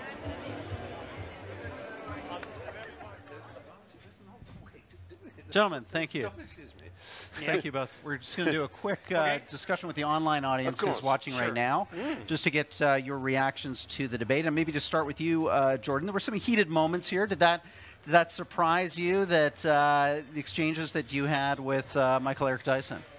Well, I wouldn't say it surprised me. Well, I suppose it probably did. It just didn't seem like a very good tactical move. You know, and I stand by what I said. I don't see any reason at all that my racial identity needed to be dragged into the discussion, independent of my personality proclivity. I would say what I just said to Mr. Fry here is that it was a pleasure sharing the stage with him. I've rarely heard anyone ever deliver their convictions with such a remarkable sense of passion and wit and forbearance and erudition. It was really something. Yeah. And Stephen, a challenging debate because in a sense we're trying to mesh two different views here, two different worldviews, one very focused more on identity politics, group identity. You, in a sense, having an argument really more about the larger culture itself and the tenor and tone of the conversation within it. I worried that I was being a little kind of scattergun, really, and that both scattergun and too specific, that I had just taken very literally the popular idea of political correctness as being a kind of control of language and a shutting down of certain phrases or an introduction of others, and the kind of day-to-day, as I say, human resource departments of corporations and that sort of thing, so I was slightly disappointed that it just became a debate about race and about gender and so on. But that was, I guess, natural. And I still, the fact is I'm still a lefty, but a soft one. I just don't have... I'm not too soft. Flabby, squashy in every sense. And I realize that that's not a political point of view, it is a personal one. Right. And the gap between the personal and the political, which is a space you're obviously very interested in as a psychologist, is one that is rarely explored. People are either so personal that it has no application in the outside world and the organization of human affairs, or they're so political and so much to do with structure and distinction between hierarchies and networks and so on, that they forget the individual. And that's the space in which the impassioned liberal lives, and it's not easy to do it because you often do sound rather wet, and I'm aware that I did. But I enjoyed it. Yeah, really thank you for coming. Just finally, before I free you two both to a well-earned drink, anything left unsaid, Jordan? Any point that you wanted to make that you didn't feel you had the time or the opportunity? No, I don't think so. I said my piece, yeah. Great. Same question to you, Stephen. I know, I think I got across. I mean, there's so much you can talk about in that field, and I just wanted to leave with the point that I do want, like everybody, it's a no-brainer. We want the world to be fairer, juster, sweeter, kinder, but it's how you get there, and I felt that wasn't really addressed. Okay. Well, gentlemen, thank you both very much. From our online audience, a big thank you also, I know, to Jordan Peterson and Stephen Fry for participating in, a debate with some stakes on the table, for sure. Thank you, gentlemen. I'll see you in the reception. You bet. Again, online viewers, we now have Michael Eric Dyson coming into the camera range here with Michelle Goldberg to get their reactions to the debate. So, guys, thank you for being part of this. You know, it's a complicated subject. It's got a lot of different moving pieces and elements. I think we addressed some of the constituent parts. Maybe start with you, Michelle.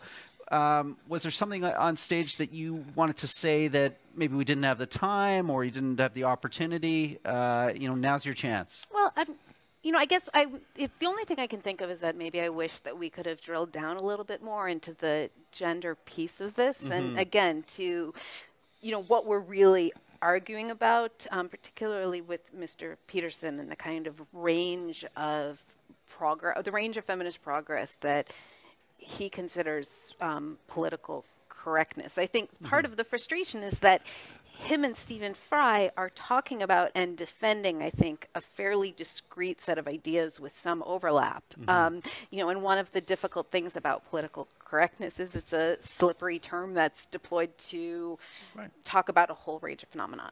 Yeah, and close down conversation and open up conversation. How did you feel, Michael? There were some points there, some points of sharp exchange. We appreciate that at the Munk Debates. I mean, this is not a place for shrinking wallflowers. But any unsaid thoughts? Anything that you want to put a point on now? I think you have to hold people intellectually accountable, and to deny some of the things to Michelle that he said, and to present himself, Mr. Peterson, in a certain way without seeing some of the abhorrent things he said about women and other minorities, I think demands an engaged response to him.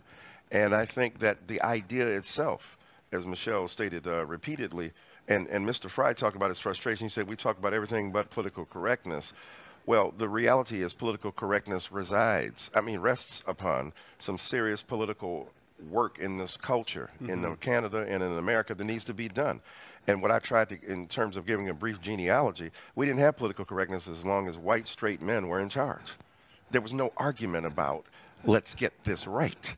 But when people who exercise power no longer exercise absolute power, still predominant power, then there's an argument. And I think, to Michelle's point, about gender, about the workplace, about race, about sexuality and the like, I just think that it was a unnecessarily vigorous and sometimes sharply worded debate between us all. Michelle, final word to you. Well, if you are curious about the quote that I mentioned about, maybe this experiment with women and men working together, maybe it's not working. I mean, please do Google it. It's an interview with Vice. Did you promote one of your columns? Promote one of your columns? I don't know, but I guess again.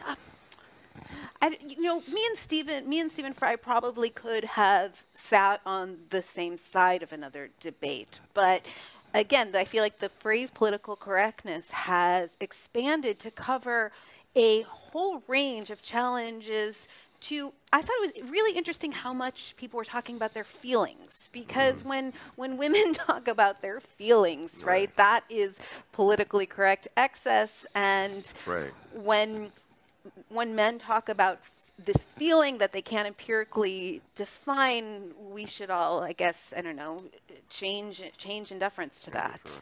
Okay, guys, great thoughts. Let's go get a drink in the reception. Thank you. Let's do that, I'm buying, okay? Yeah, Thanks again. Right, thanks. Hey, online viewers, thank you for being part of this Munk Debate. As I mentioned, these debates are semi-annual. We'll have another one this fall. We've got a whole archive of past debates on our website on a whole range of topics going back over a decade now. And you can access those free by simply becoming a member at www.munkdebates.com. Go to the basic membership. It's free. And we have a rock-solid privacy policy there. We respect your privacy. So finally, check us out on Facebook. Thank you for the 26,000 new follows in the last 10 days. We appreciate it. This debate will be archived on our website for the next while, again, for free. So share it with friends and family. I'm Rudyard Griffiths from downtown Toronto, Canada, at the Munk Debate on Political Correctness. See you again in the autumn. Take care. Good night.